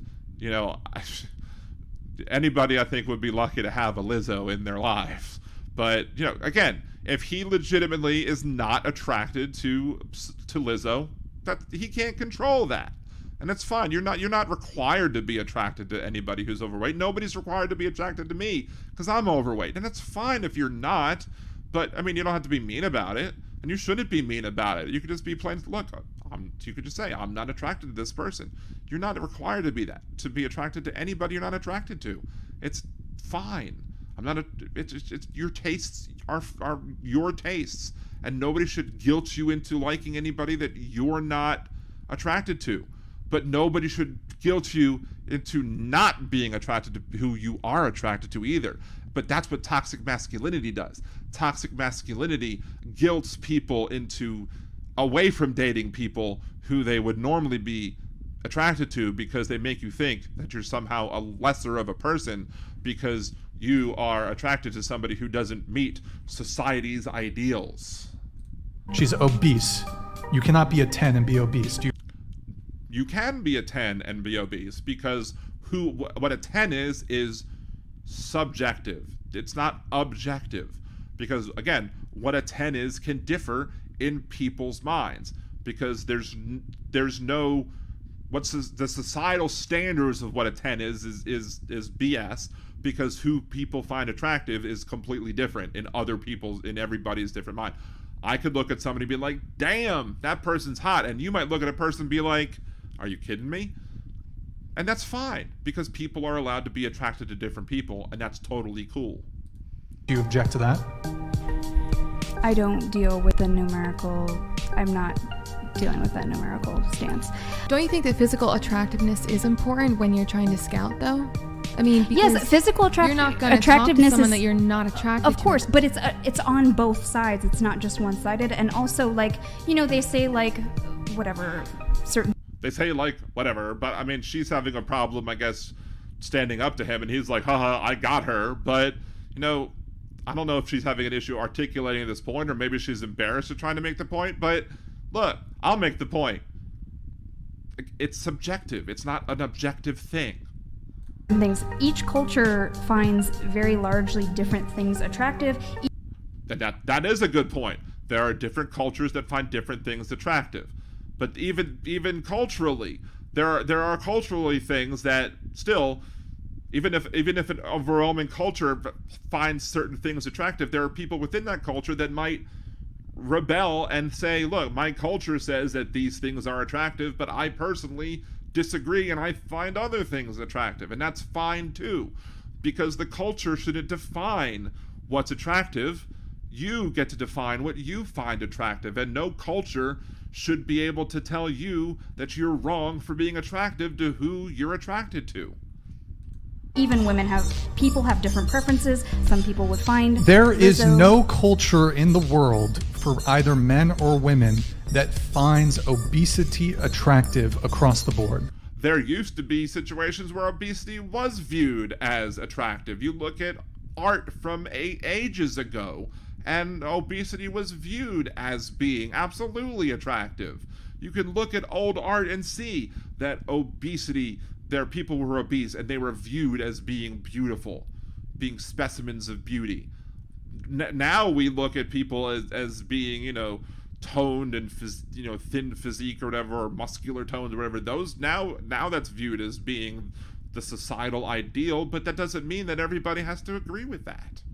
And again, why are we allowing society to define what is attractive and what isn't? It should be up to the individual to say, hey, I'm attracted to that and I'm not. It's not even up to the individual.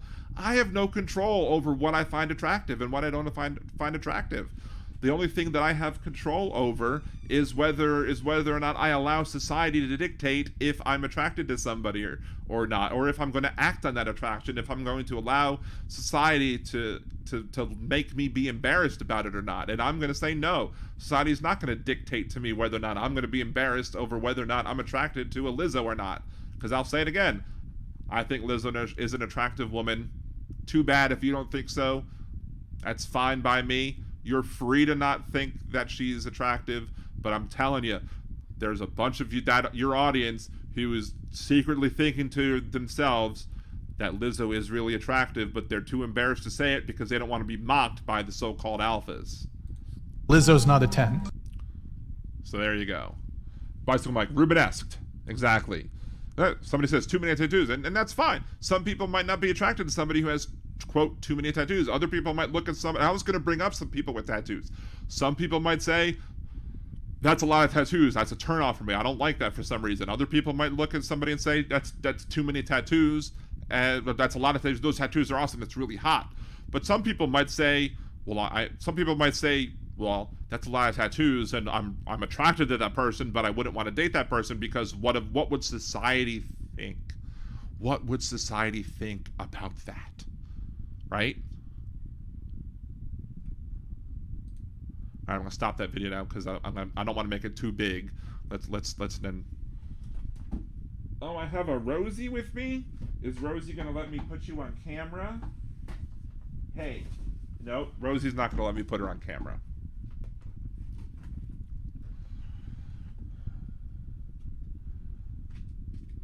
Hedley Lamar.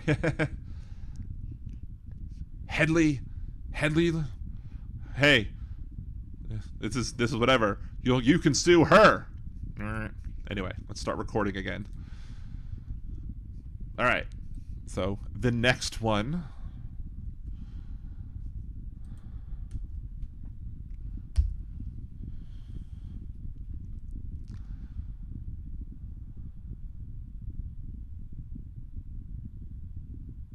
Now you can go ahead and get angry about what I'm about to say right now. This is what I mean when I say women lack critical thinking skills. Oh boy, here we go. See, Myron from Fresh and Fit, like this is what, like the other guy from the whatever podcast, and I think he's Brian. He'll say things that are controversial, but he is more reserved. He's less likely to want to, like he in the previous video that I did yesterday, he's less likely to say things that will get him canceled. I guess he's hesitant to say things. Myron is like, I'm gonna say things that are gonna piss you off, and I don't give a crap, because he doesn't care. And here, women lack critical thinking. Let's see what this is. Why he got, probably got demonetized, because he says crap like this. But let's see why he thinks women lack critical thinking. All women, to him, lack critical thinking skills, and we're supposed to think that he's not purporting or supporting toxic masculinity. If I say something in a matter-of-fact way that pisses them off or makes them feel a certain way, they immediately come in with some type of interpretation that was not said whatsoever. We never. Or you did say it, and maybe you didn't mean it that way, but you said it that way, and you were inartful in how you said it, or now you're having to deal with repercussions of how you said it. Said any of these things that you're claiming, but it made you feel a certain way, so that's what you had to say. But the reality is, that was just word salad. I mean, I don't even know what that was. That was just a bunch of word salad. We never said any of these negative things that we're saying. We just said it in a matter-of-fact way that you don't like, and you're more concerned with the tone versus the matter-of-fact way. Like, nothing he said there is any matter-of-fact way. That's just there's nothing here that he said any matter-of-fact way. That's all word salad. What we said. This is what I mean when I say women are more concerned with how things are said versus what is said. But there is a point that you can say, you can make a comment in a certain way that is in a constructive way, and you can make a comment in a non-constructive way. And see, if you care about your partner, or if you have a partner and you care about that partner, you're going to want to word like maybe some criticism that you might have, or something that you might want to communicate to your partner in a way that is constructive and helpful. But if you are this guy and you don't care about the person that you're with because you don't view them as a partner, you're not going to care if what you say is constructive or not. You're just going to say whatever it is that you want to say, however it is you want to say it, without any care about their feelings, in which case you might hurt their feelings, and you're not going to care if their feelings are hurt or not, because you view women as walking, talking vaginas. Every single sentence you say, you start with "I feel like." Yeah. Instead of saying, "Oh, I think this." That's no. Or maybe he is limiting, just like the other guy, the people that he dates to only people that accept his limited worldview of how people should be like. And because he's limiting the people that he dates to only the people that accept his worldview, he's limiting the amount of people who, to those people who would only think, and not people who are critical thinkers. Because that's the thing. He doesn't want educated people. He's said this before. He doesn't want an educated woman. He doesn't want somebody who's going to go to school, who's going to be a lawyer, who's going to be a doctor. He doesn't want people who are going to be educated. He doesn't want a critically thinking woman. So he's a hypocrite here. He will criticize women who are critical thinkers, but then he's going to criticize women for not being a critical thinker. You can't have it both ways, dude. This is why he's toxic. This is why he's a snake oil salesman to all of the people that he's trying to talk to on his podcast. This is why this type of stuff is dangerous to his listeners. This is why I'm making this video series, to reach out to other men who might listen to this stuff, to explain to them why this stuff is so wrong.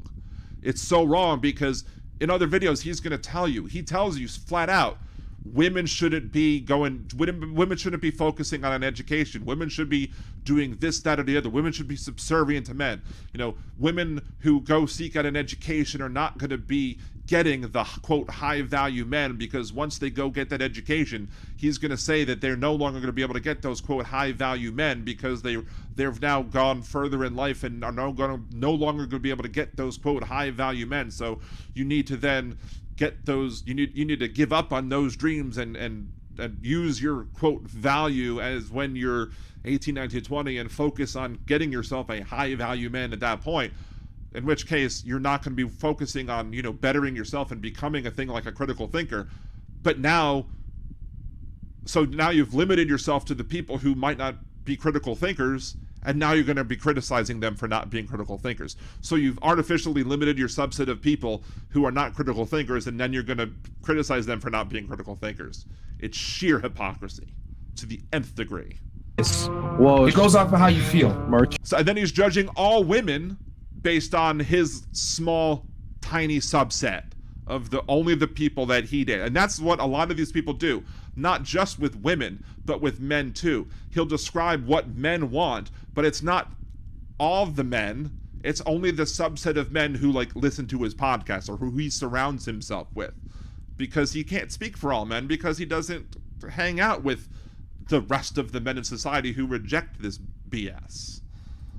You've stated a bunch of things that had nothing to do with what we spoke about, but it made you feel a certain way, so you had to go ahead and that's the way that I speak. Well, a lot of women are emotional. Emotions, so quiz our point. There are men that are emotional too. And guess what? If you are only finding people who are not focusing on, getting an education, you're probably going to find people who are limited in the way in which they communicate. And as such, they might only communicate in certain ways. And then you're going to complain about that? What do you want, dude? You can't have your cake and eat it too. Putin, that podcast dude is a predator. Oh, absolutely he is. We've talked about that before too. He's the one that says that if he comes home and he wants his woman to put out, that she better put out. I mean, it's absolutely rapey. Yeah. It's terrible. Again, that's why I've said I make these videos. I want my sons to be able to, if for some reason I were to kick the bucket someday soon, I want my sons to be able to look at these videos and be able to say, this is what I shouldn't do in my relationships with women if they have relationships with women, or this is how I should not treat people. I hope I've given them good lessons on how to treat people, but I want them to be able to look at this and say, these are the type of people that I need to avoid and I need to not listen to later in life, because this is the wrong way to look at people. But I also hope that other people, maybe that the people who are being misled and being led down the primrose path, who are being manipulated by these so-called alphas, can maybe watch these videos before it's too late and understand how they're being misled and how they're being manipulated into, thinking that this way of thinking is correct and right, and when it's wrong, it's not. It's BS. It's snake oil.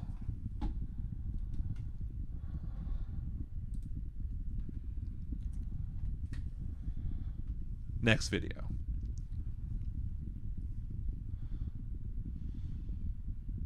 I love it when, liberals and idiots say stupid shit like. He loves it when liberals and idiots. So I guess he's saying, is he trying to say the liberals are idiots, or is he like liberals and idiots? So maybe is he saying that we're different, like liberals and idiots? That's one of the most blue pill terms, a midlife crisis. No, it's a man realizing his fucking worth. Well said. And saying, okay, what the fuck am I doing here? They're in a crisis because they're realizing I've been sleepwalking through life. I'm with a girl that doesn't fucking respect me. I'm fat. My value's actually increasing. My wife says decreasing. It's really the realization of you realizing your value as a fucking man, because... So dudes who are having a midlife crisis, who are like, oh, well, my wife's, well... Yeah, I am overweight. I'm probably more overweight than I was ever before. Actually, no, I'm actually lost 75 pounds, so there's that. But this dude is like making a justification for leaving your wife because you've realized that now you have some sort of value. So you've increased your value, and as such, you're gonna leave your wife for something better, for some younger woman now, because now you're better off. That's ridiculously shallow. Like, I've had a great relationship with my wife, and now that I'm in a position where I'm doing better, I'm gonna leave? That's ridiculous. Now I'm in a better relationship now. Now I'm in a better position. I'm gonna live a better life with the person who helped me get there. But again, these people don't view the people they're in a relationship with as partners. As such, they're not going to consider the fact that their partner helped them get there. For men, we peak way later in life. If rolling around the world, I don't think this dude's ever peaked. This dude's just going downhill quickly. He just thinks that he's peaking because, he thinks that what he's offering is somehow up here, but what he's really offering is way down here because it's shallow. It might appear to be gold, but it's pyrite. World in supercars with the Tate brothers and living our best lives, and keeping our skills tight with fighting, with shooting, hitting the range with you guys, motorbiking all throughout exotic countries. If that equates to not growing up, great. I'm gonna not grow up ever. Yeah. Shame me all you want, man. Yeah. Honestly, it's ridiculous. They call it childish, being a big kid. Sure, I'll be a big kid. Yeah, I'm happy though. Look how many toys I got. Yeah. I love. All right. I mean, and look, that's fine if that's what you want to do. If you want to, get a lot of money and just play around and not have any sort of meaning to your life but be honest about it. Don't make yourself seem like this is the best way to be. Fine. Be a billionaire playboy. Whatever. Millionaire playboy. Whatever. But don't make it out to be that you're now some high value person just because you're going around and playing with your toys, because that's all you're doing is playing with your toys. You're not doing anything meaningful with your life. And if you're married and now you're because to me they've said two different things. This guy seems to be saying, I have money, I'm going around the world, I'm playing with my toys, I'm having fun, I'm shooting golf, I'm hunting or whatever. He's not necessarily making the same argument that old Myron said, which is, I'm married, I'm fat, and now I'm realizing that I'm worth much more than I should be. And so what? Myron's point seems to be, hey, I should do something about that and maybe leave your wife because now you've realized that you're now high value. I mean, that's disgusting. I mean, I'm not saying that anybody should be in a relationship that you're not happy in, but the idea that, that you shouldn't be happy with your wife just because, you're doing better, that's absurd. Next video.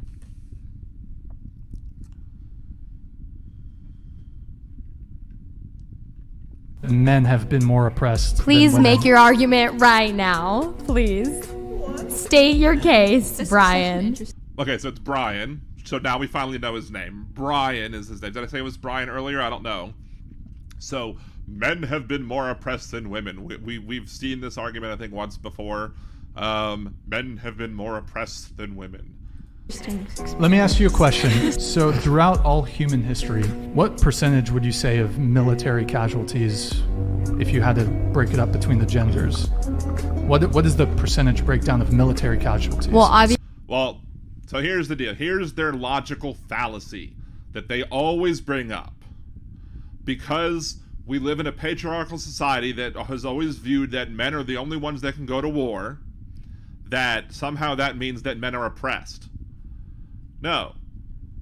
So we've denied women forever the ability to do things that they might have been able to do simply because that they're women.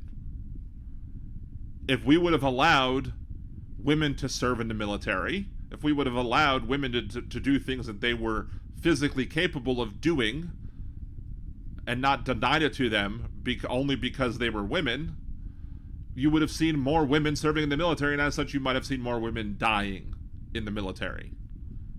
But we denied them that ability, so therefore, of course, you're going to see more men dying in the military. Because for the longest time, that's the only people that could have served in the military. Like it's the same argument they make with everything. We're going to artificially constrict this to a certain group and then complain that things are happening because we've made this artificial constriction. We're making this problem. It's like the whole thing with like the Hannibal Buress meme. Like, you shoot Hannibal Buress. Why did you make me shoot Hannibal Buress? Like, they made their own problem, and now they're complaining about the problem. No, it's not how it works, dude. So deaths and injuries. Obviously, a significantly more amount of men. 99.99999%. But that's also because in the past, women have not been allowed to. That's a privilege. Fight. Yeah, that's a privilege. It's a privilege to be oppressed. It's a privilege that we decided that women were not capable of doing certain jobs. That's bizarre way of thinking. You were told because you're a woman you couldn't do certain jobs, so you're privileged. They don't understand what privilege is. That's the whole. They don't understand privilege at all.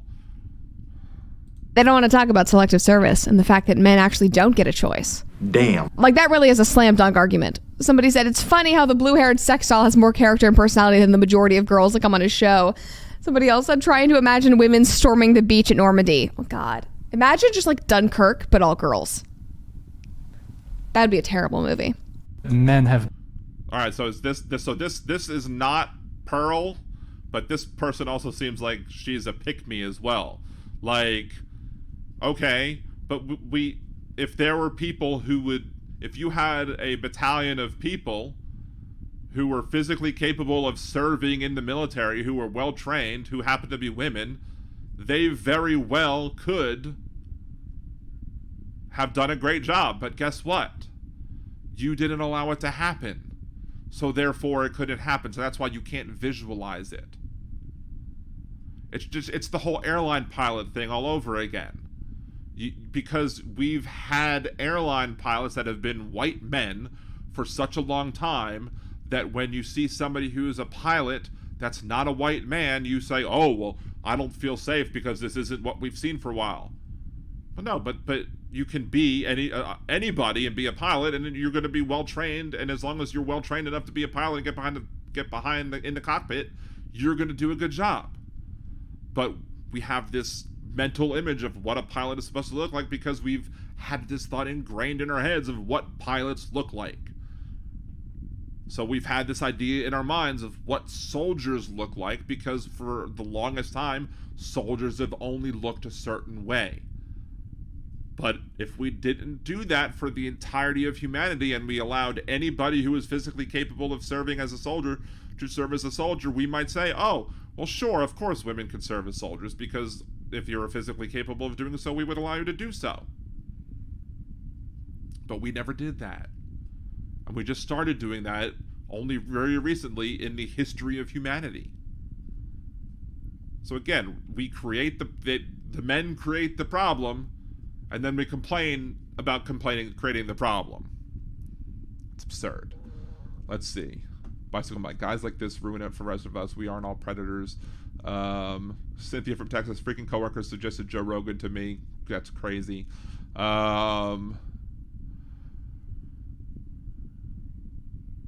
What percentage of victims of war, including the history of rape and pillaging, were women? Very good point. Men are not the only victims of war. Exactly. Viking shield maidens were quite fierce. Good point. I bicycle raced. Some women kicked my butt and were tougher than me. Yeah, absolutely. Because there are plenty of women who would serve and who could kick ass. But in many cultures, they didn't allow them to. Why? Because we have a patriarchal society, but they're not ready for that. All right, let's get the next short. We'll probably just do a couple more.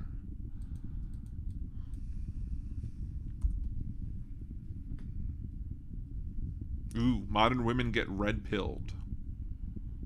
Ooh. High value traits you want to see. Be submissive. Don't be a. Be submissive. High value things. Be submissive. That makes you high value because you're submissive. Pain in the ass. Don't be a pain in the Not ass. speaking a lot. Not speaking a lot. Right. So here that's they don't want women to speak or not to speak a lot. Again, earlier in the last video that we saw from him, or one of the last videos we saw from him, he complained that women didn't argue or discuss things in an articulate or logical way. And now he's saying that he doesn't want women to talk.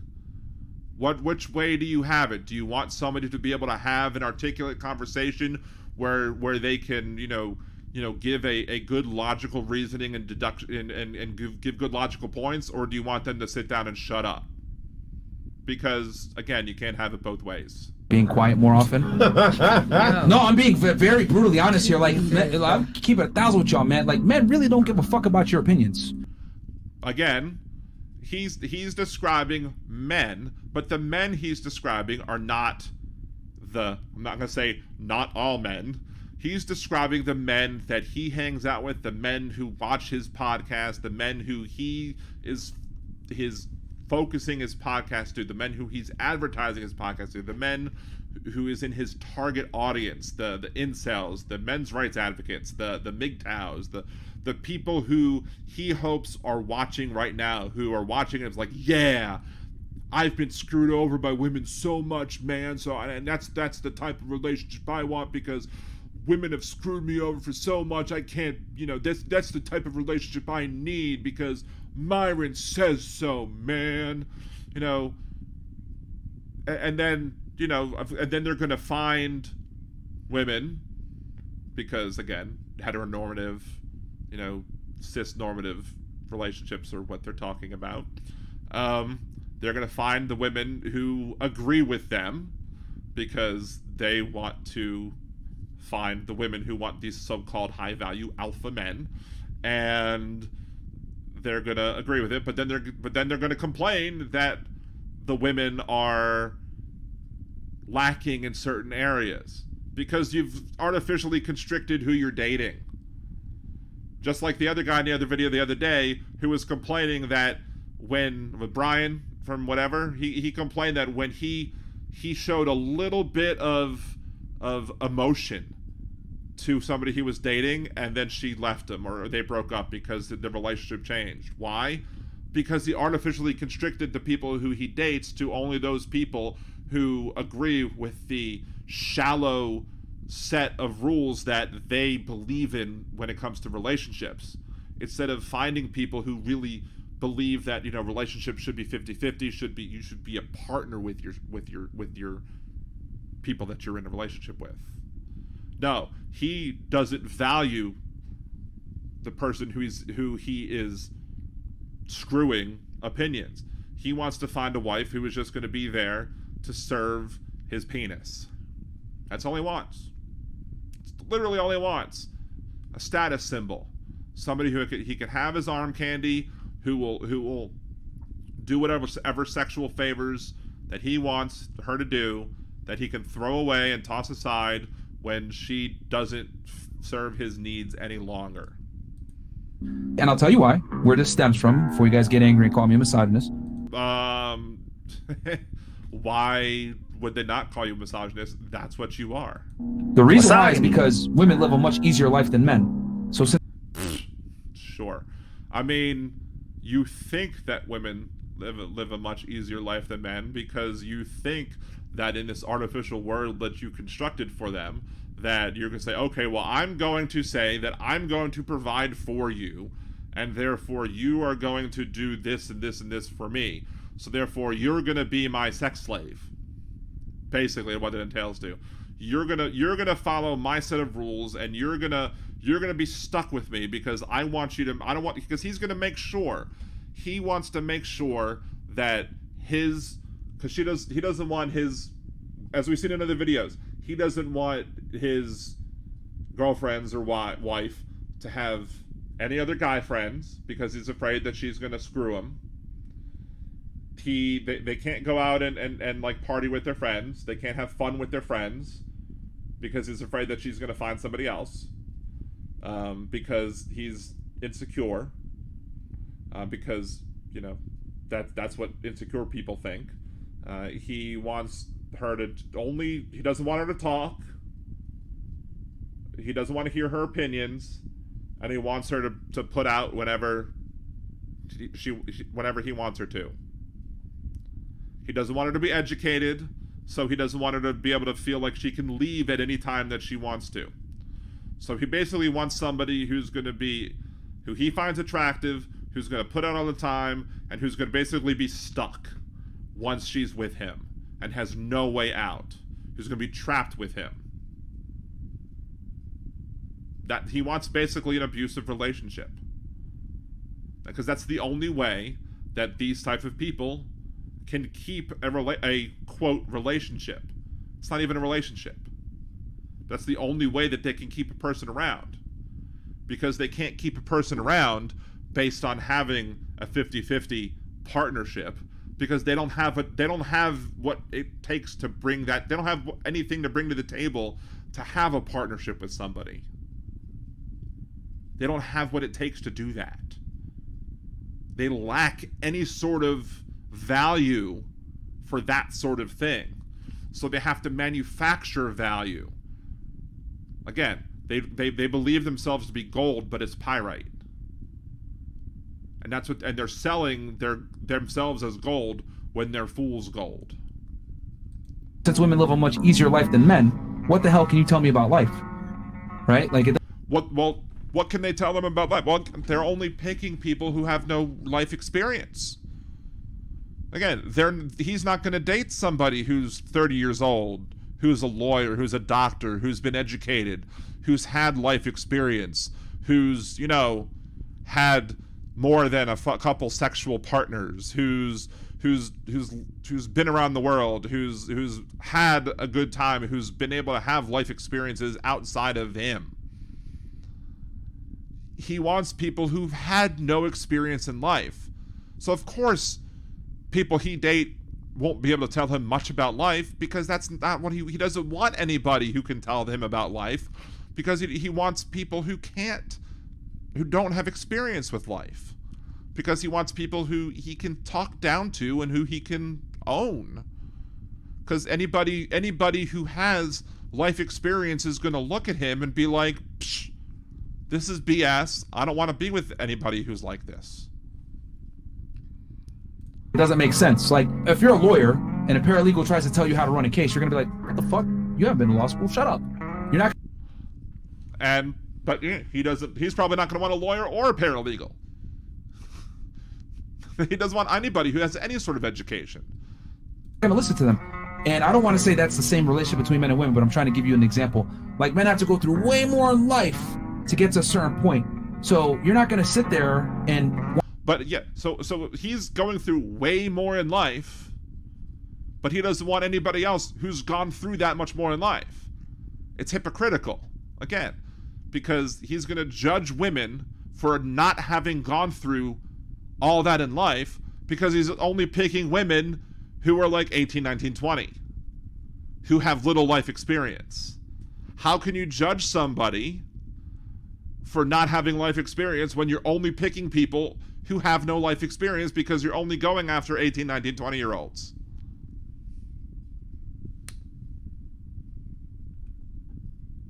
This is why y'all people who watch this stuff and believe in this stuff are being fooled. This is the con.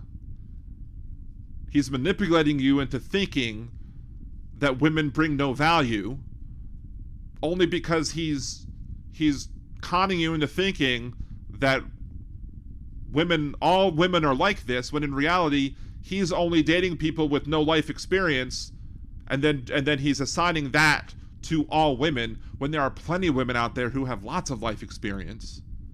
He's just choosing not to date them because he's afraid to date them, because if he dates them, he knows that they're not going to put up with his bullshit.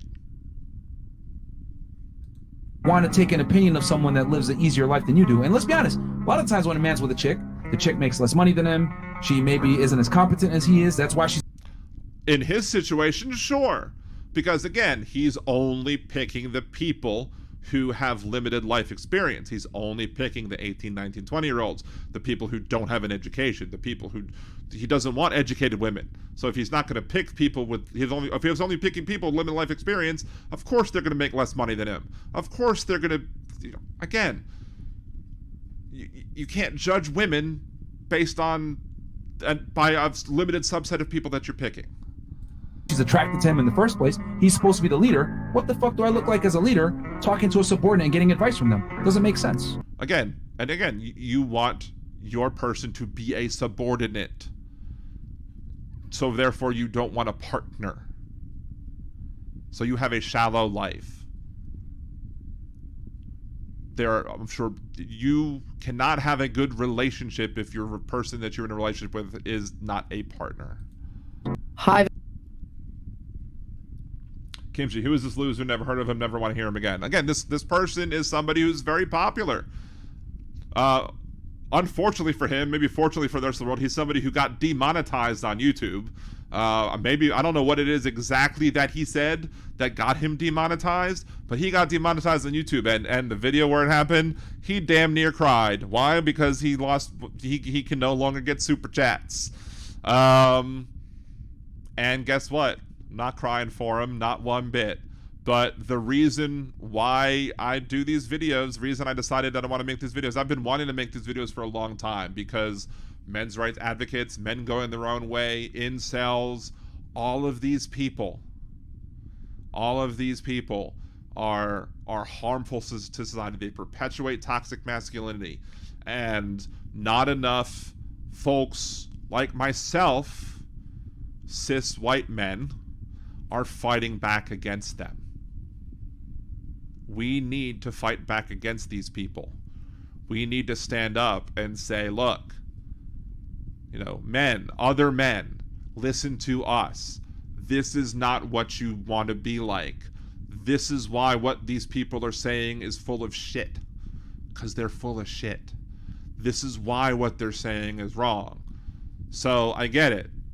These people suck. These people absolutely suck. And it absolutely sucks that they say these things. And look, I don't want to, I don't necessarily will say, hey, let's give this person a platform. It's not that I want to give them a platform, but I want to tell people this is why this crap is wrong. I want my sons to know why this stuff is wrong. I want other men to know why this stuff is wrong. And so this is why I'm kind of wanting to do these shorts, and why I'm going to cut these up into shorter videos. So maybe some people will see some of these shorter videos and be like, hey, maybe I should take a listen to some of these longer videos, because, hey, maybe he's making some good points as to why Myron and Byron and, hey, they rhyme, and all these, Myron and Brian are making all of these, points about women, but maybe they're wrong. Maybe they're making bad points. And maybe I should take a listen to the other side. A great man listens to the company you keep. Mess with trash, you get dirty. Yep. Rise of misogyny goes hand in hand with white supremacy. Nationalism is the Christian fast. Yep. These dudes probably have no idea what their edgy ideas are, holdovers from the Iron Age, effing illiterates. I mean, I would argue that maybe they do know. A lot of con artists do know what they're doing. The people that listen might not know. The people that watch might not know what's happening to them. A lot of snake oil salesmen know what they're selling is not the real deal. But they still sell it anyway because they know people will buy it. These people know that what they're selling is not that when they're telling people how to be alphas, there's no such thing as an alpha, but they're showing these people how to be alpha men or whatever. They know that the people watching this are not going to be like them, that they're going to be still going to be a bunch of incels at the end of the day. But that doesn't mean that they're not going to keep trying to convince them that if they, that they still can be that, because they want them to continue to watch their channel. They want them to continue to do super chats if they still are monetized. They want them to still be able to, participate and contribute money and add views and continue to help them grow to be more popular so they can, continue to spread their filth to everybody. All right, let's do one or two more. It's not a tumor.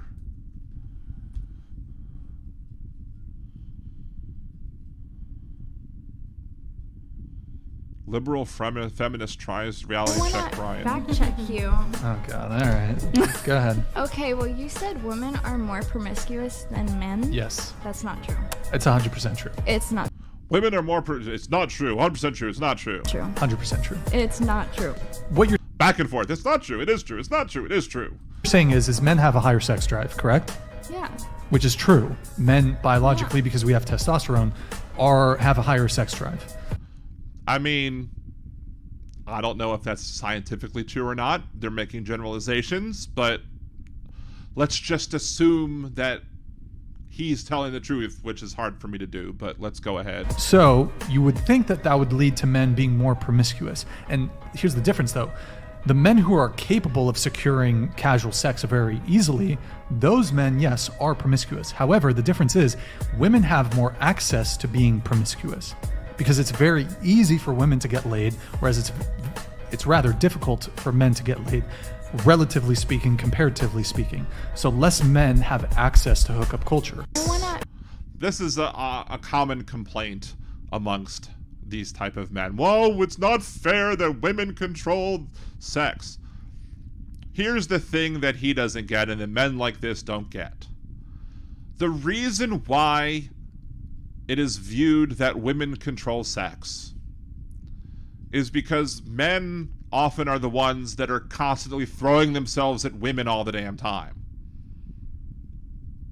Like throwing spaghetti at the wall, trying to see if anything will stick. Constantly trying to hump everything that moves. So the reason that women are the ones that supposedly control sex is because society says, because of toxic masculinity and the patriarchy and all the other stuff, that men are the pursuers and that women are the pursued. So if we have those archaic gender roles, that says that men are the pursuers and that women are the pursued, then obviously that the women's are the ones who are going to be the ones that say yes or no more often, because men are the pursuers and women are the pursued. And so if we continue to perpetuate those archaic gender roles, then sure, women are going to be the, quote, gatekeepers, so to speak. But also, if you have lots of cases where, the shotgun approach, so to speak, like, take for example, like on Tinder, a dude will try and just swipe whatever direction you swipe. Was it right, I guess? On like just constantly swiping right as much as you can. Not even reading profile, just swipe right. Not even bothering to read a profile, just right. Just hoping one of them will say yes. Just hoping one of them says yes. Just constantly just throwing themselves at as many women as possible, hoping one will be the one that says, okay, let's go ahead and do it. If that didn't happen, if men weren't such sluts, then maybe there would be more equality in who pursues whom. So I would say yes. Just because women are the ones that say yes or no more often doesn't mean that men aren't the ones that are more. I would say she's absolutely right. Men are more promiscuous because men are the ones who are seeking it out more, because men are the ones that are throwing themselves at more women. She's absolutely right. He's completely wrong on this because he doesn't understand that men are constantly just throwing themselves at women all the damn time. Men are a bunch of sluts. I'm not slut shaming. I mean, look, if you want to have, there's nothing wrong with having sex. There's nothing wrong with having casual sex. But if you're constantly hounding people for sex, you shouldn't be harassing people for sex. That's wrong. harassing for sex is wrong. You shouldn't be, you know, but if you're just constantly just throwing yourself out there, being like, you know, hey, want to have sex? Hey, want to have sex? Hey, want to have sex? Hey, want to have sex? And women are getting barraged by that 24/7. Then yeah, there's no reason for women to be the pursuers, because they're constantly being pursued, and they're just having all of this just falling in their lap. So yeah, they get to choose. They don't have to do any work, because the men are just throwing themselves at them constantly. That's what these guys don't get. They're always missing a big chunk of the picture and trying to make it look like, oh, women have it so easy. No, they have to dodge all these creeps that are trying to just consistently throw themselves at them. Fact check you. All right. One more. So advice on be a slut, you be a slut, don't you want to be a slut too? Like Dr. Pepper. I'm a slut, you're a slut, he's a slut, she's a slut, won't you want to be a slut too?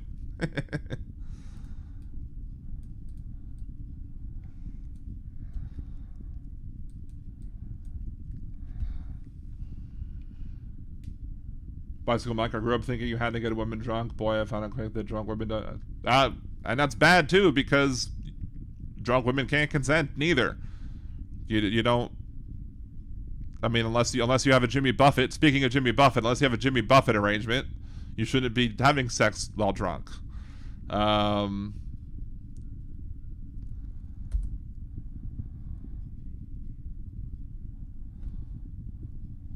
destroys radical feminist. Do you want to tell us what is the wage gap? Well, it's where. What is the wage gap? It's the gap in wages. Where women are being paid less. For what? Working? For work.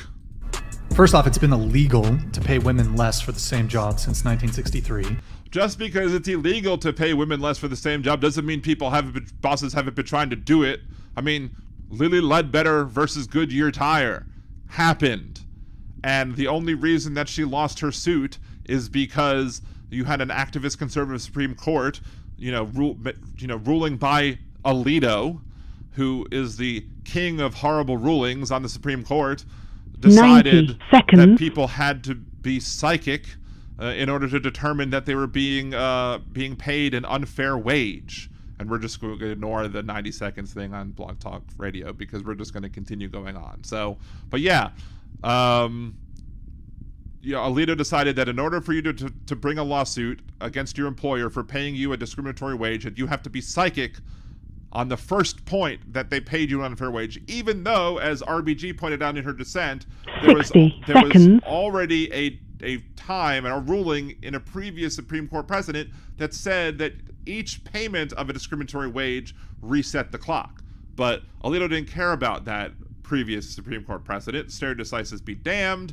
He was going to go against previous stare decisis, a previous Supreme Court precedent, and he was going to require that Lily Ledbetter be psychic to be able to bring a lawsuit against her employer, against Goodyear Tire, to say that she was being paid a discriminatory wage. So that's why they had to pass the Lily Ledbetter Fair Pay Act in order to make sure that people could bring a lawsuit against their employer when they found out that they were being paid a discriminatory wage, instead of having to be psychic about it. So while it's been illegal to be paid a discriminatory wage, that doesn't mean that employers haven't been doing so. And even still, that even if you have the case where somebody who has an equal, two people who have the same experience who might be different genders or getting paid different wages, that's illegal. You still have overall the wage gap as a general rule. So, and it's hard to rule against, to make lawsuits against that in the aggregate. In the aggregate, it still happens overall. And I'm sure he's going to bring up the idea that in some professions that women get paid more than men, but that's only because in those professions they're viewed as being women's jobs, and therefore it's still upholding patriarchal ideas of what women should do and what men should do. If it is so prevalent, you would see more people getting fined, sued, and companies shut down. No, because you have a Supreme Court like we had that defend companies who do so, because for such a long time it's hard to prove. Because not only did you have to be psychic, like Alita required, you have companies who made you feel like you were somehow breaking some sort of unspoken rule, or even a spoken rule, that you were not allowed to discuss wages, what wage you were making with your fellow employees. You were somehow being a bad employee if you told your fellow coworker, hey, I make this much money, how much do you make? And that you were somehow a bad employee for doing that. And that was supposed to be a secret. Don't tell anybody what you work. That's private information. So therefore, people didn't share that information. So therefore, you didn't know. How were you supposed to find out otherwise? Also, if it was the case, for example, that you could pay a woman, say, 30% less than a man to do the exact same job, companies would exclusively hire women. No, because companies are also misogynist when it comes to that, and they choose sometimes to not hire women because they're like, oh, well, this woman might get pregnant, so therefore we don't want to have to deal with that. So there are other issues pertaining with the hiring of women that are beyond the pay issue that happen, and there are also issues where people believe, oh, well, we dealt with that in the other video, where people think, oh, well, a woman can't do this job because she's not, she doesn't have the drive to do it. We discussed that in my response to the comment video that I made. If you look up at that video where I responded to a comment in a previous video where somebody said that men are in higher positions of power because they have drive. And I was like, no, it's not because the men have drive. It's because when women have drive, women are called bossy. Because what is the primary interest of a business? Well, the primary idea of a business is to make money, but they're still going to hold on to these antiquated beliefs that are going to say that the best way to make money is to hire the, quote, best people, but if they don't believe that the best people are women, they're not going to hire the women.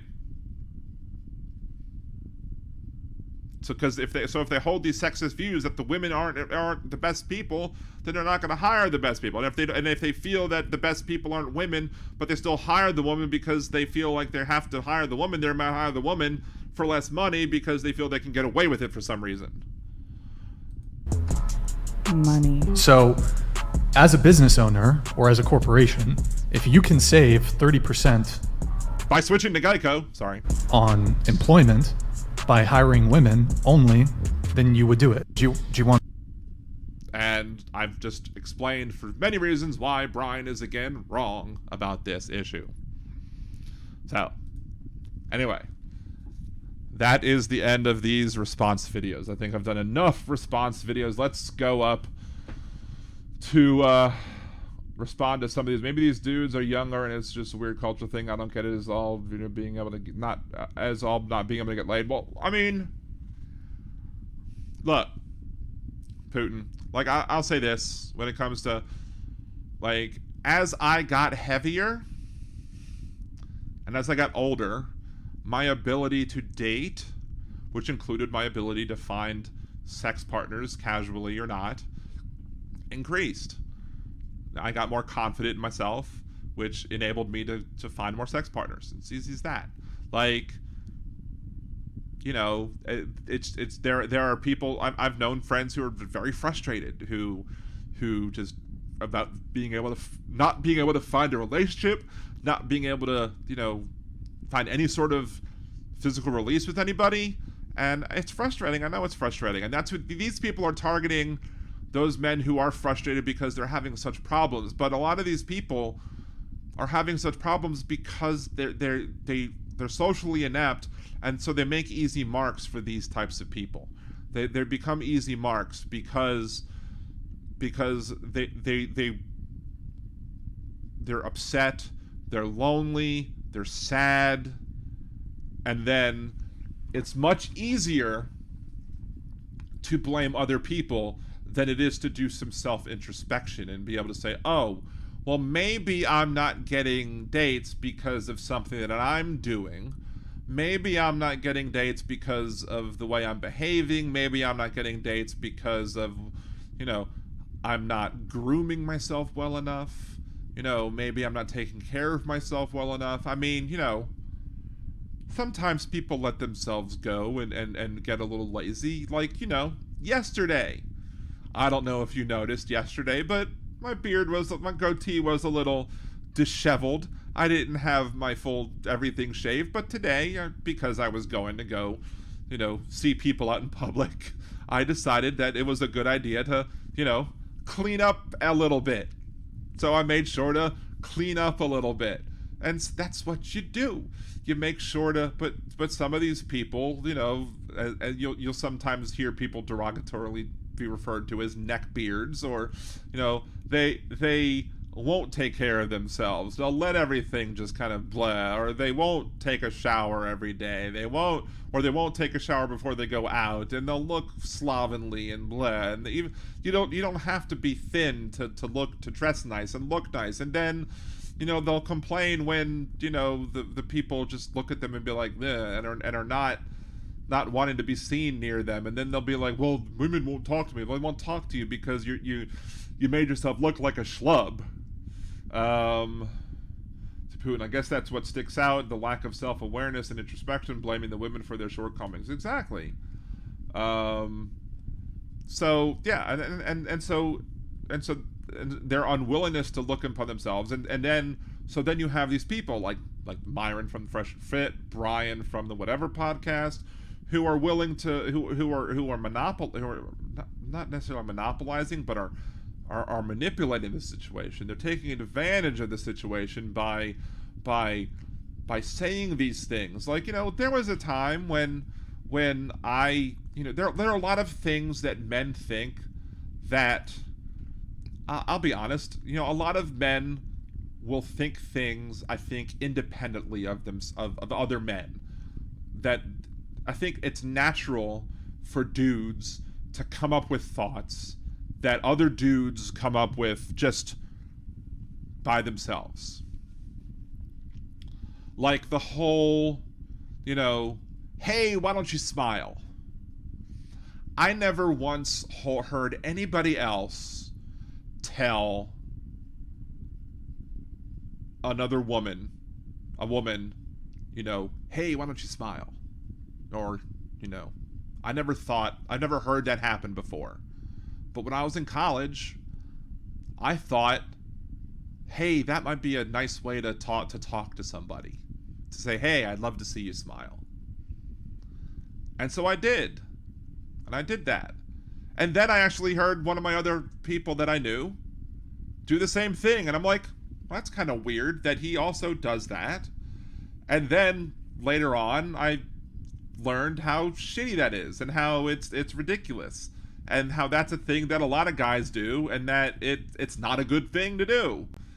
And I was like, oh, okay, that was bad of me. I shouldn't have done that.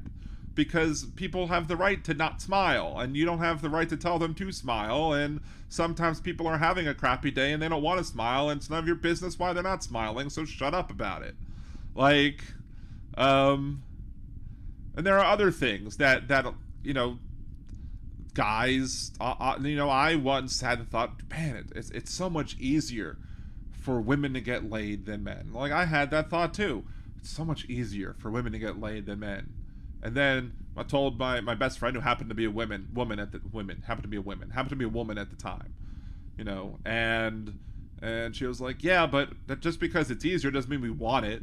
I'm like, true, but if you did want it, you could probably go get it. But again, I was a stupid 18, 19, 20-year-old college kid without much life experience, and, maybe a little bit upset about the fact that, maybe I wasn't having as much success dating as possible as I maybe would have liked to. I didn't act all incel-y maybe, but it was just, you think through these things, and you kind of go through these things in your life, and then, I stopped having those things because, you eventually some people grow out of it because you mature and you learn. And other people don't grow out of it. And other people continue to talk about this BS and embrace the BS and continue to spew it and then make podcasts about it and perpetuate it and hope to get people to super chat them about it, I guess. So, Cynthia from Texas, it's not my job to smile for you, is my response. And that's right. And it's not your job to smile for me. Like, you know, and if I want you to smile, right, it's not, I shouldn't simply just tell you to smile. You know, maybe I should do something funny. But, you know, again, you have the right to be left alone if you want to be left alone. And, like, I quickly learned when I you know, in college, that, you know, when I would approach people, the only time I would ever approach people, like at a bar, like I would have just randomly cold walk up to people cold and be like, hey, how's it going? I would wait for there to be eye contact. If there was eye contact and if there was a smile, at that point I would approach, because that would then mean, okay, maybe this person is interested in having more of a conversation or something. But if there was eye contact and no smile, if there was no eye contact, then I would just leave the person alone, because at that point I can't know whether or not there was any interest there or not. So you just leave the person alone, and that's, unfortunately, most people, or at least a lot of guys, don't understand that. And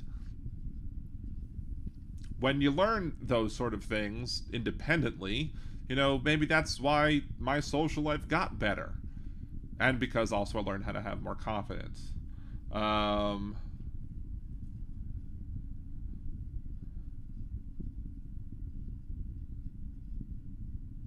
See, do men get told to smile? I'm just asking. I got told to smile, but it was from another guy. I was also sexually harassed at a bar from a guy too.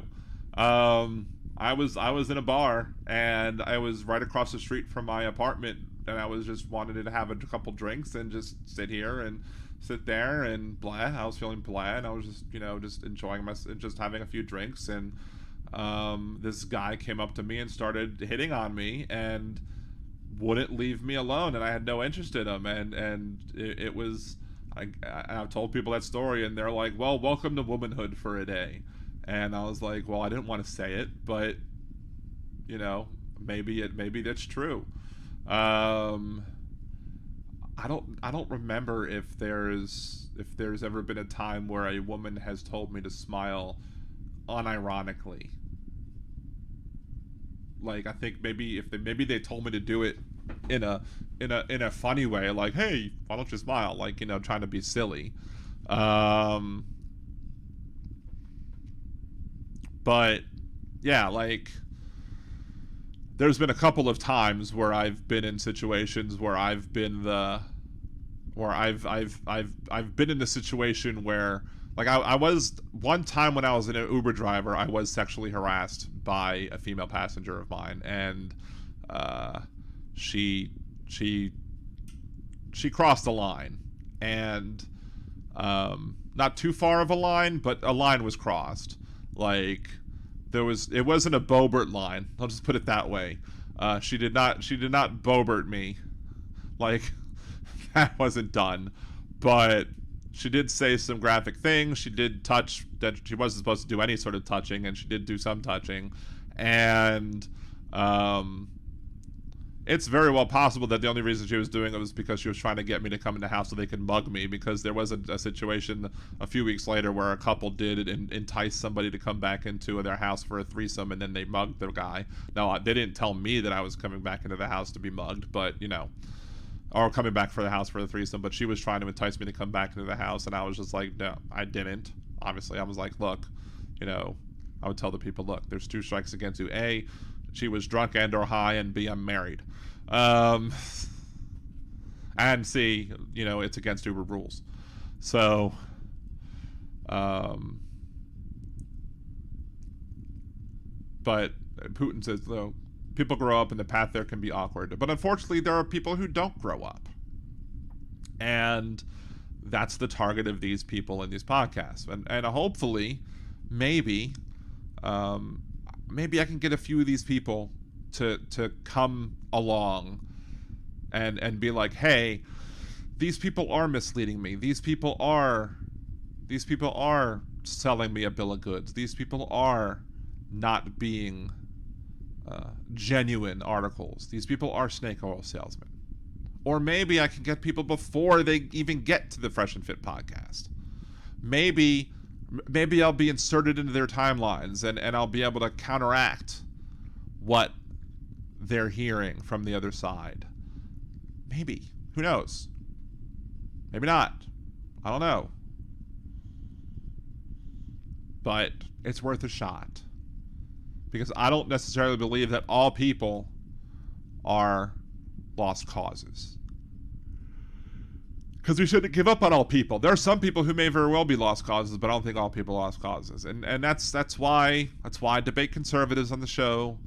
That's why I one of the reasons I debate conservatives on the show is because I don't think all people are lost causes. I think that you can reach people. I think you can mend bridges. I think you can learn to understand other people and how they feel. The other reason I debate conservatives on the show is because I think it's important for other people to learn how to debate conservatives. Because I think, as we've seen, like with Gibson Media, as he even said, after our discussions, I've made him change his mind on a few topics. If I can make him change his mind on a few topics, so can y'all. Especially if you follow my lead. So, anyway. Hopefully, but hopefully with these videos, we can get enough out there, because again, I'm a cis white dude. There are lots of cis white dudes out there that are needing help, that are vulnerable to their type of crap, and they need to if they hear it from women, it's not going to help. There are, as we saw from from the video yesterday, from Brian from the whatever podcast, he was burned by a woman. He was burned by several women. It's not, and he talks to these women. He's surrounded by women, and he rejects everything that these women have to say. Nothing that these women say will ever get through to him, because he's been burned by women so much that nothing will ever get through. I don't even know if anything I would say would get through to him, honestly, because I think he's been burned so much. I think, to use a Christian term, I think his heart has been hardened so much that I don't think you'd get there. But I don't think that a lot of these guys who are their targets, I'm not sure that a woman trying to explain why these guys are full of crap would be able to make it through, because they're feeling upset and angry at the rejections that they felt from women, and they're listening to these guys like, yeah, these women suck, blah, blah, blah.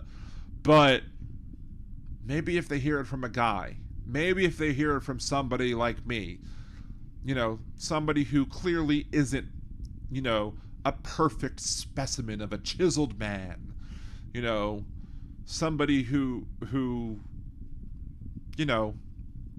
may have had a lack of success early on in my dating life, but is happily married with 2 children, who did have a successful dating life before marriage, who had himself fun before marriage. Maybe I can get through to those folks, maybe. And if I can't, oh well, I tried. But good night, Aaron.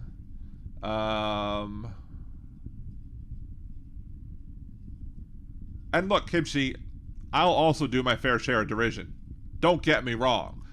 I have my derision too. That's why I have the Liberal Dance Chopper City, Words of Redneck Wisdom, Hypocrite of the Week. Derision's there too. Why I'm coming up with a bunch of Disney songs to parody. Look, there's plenty of stuff on my podcast that I do where I deride conservatives as well. I have fun with it. I'm absolutely going to have fun with it too. So, but I think there's room for both. I think there's room for having fun and mocking them and doing my bits and having fun with the bits, but I think there's also room for making some serious things and actually fighting toxic masculinity and stuff like that, and fighting against them with serious commentary. And I think that's what maybe sets me apart, and I think that's what hopefully will get me across the line, to get me there to 1,000, to get me, you know, and look, I'm not doing it just to get me to 1,000 and just to get me to be a successful podcast, but I think one of the reasons I ultimately will become a successful podcast is because I'm giving people things that perhaps other podcasts aren't doing, and something that needs to be done. So anyway, that's the end of this week's episode of Liberal Dan Radio, Talk from the Left. That's right, I will be on tomorrow on twitch.tv/nerdydan.com, so come visit me there, where I will be doing some Dreamlight Valley, some Fortnite, some Rocket League, other good stuff. Some of those shorts should be uploaded by the morning. Also, I will be back here Monday for the Monday night airing of the podcast, where we will start the regular schedule Mondays and Wednesdays, 8 p.m. Central. I think Wednesday I will be having a repeat conservative guest on the show as well, talking about the elimination of bail bonds in Illinois, and we'll talk about that too. So that should be interesting. Until then, this is Dan Zimmerman with Liberal Dan Radio. Talk from the left. That's right.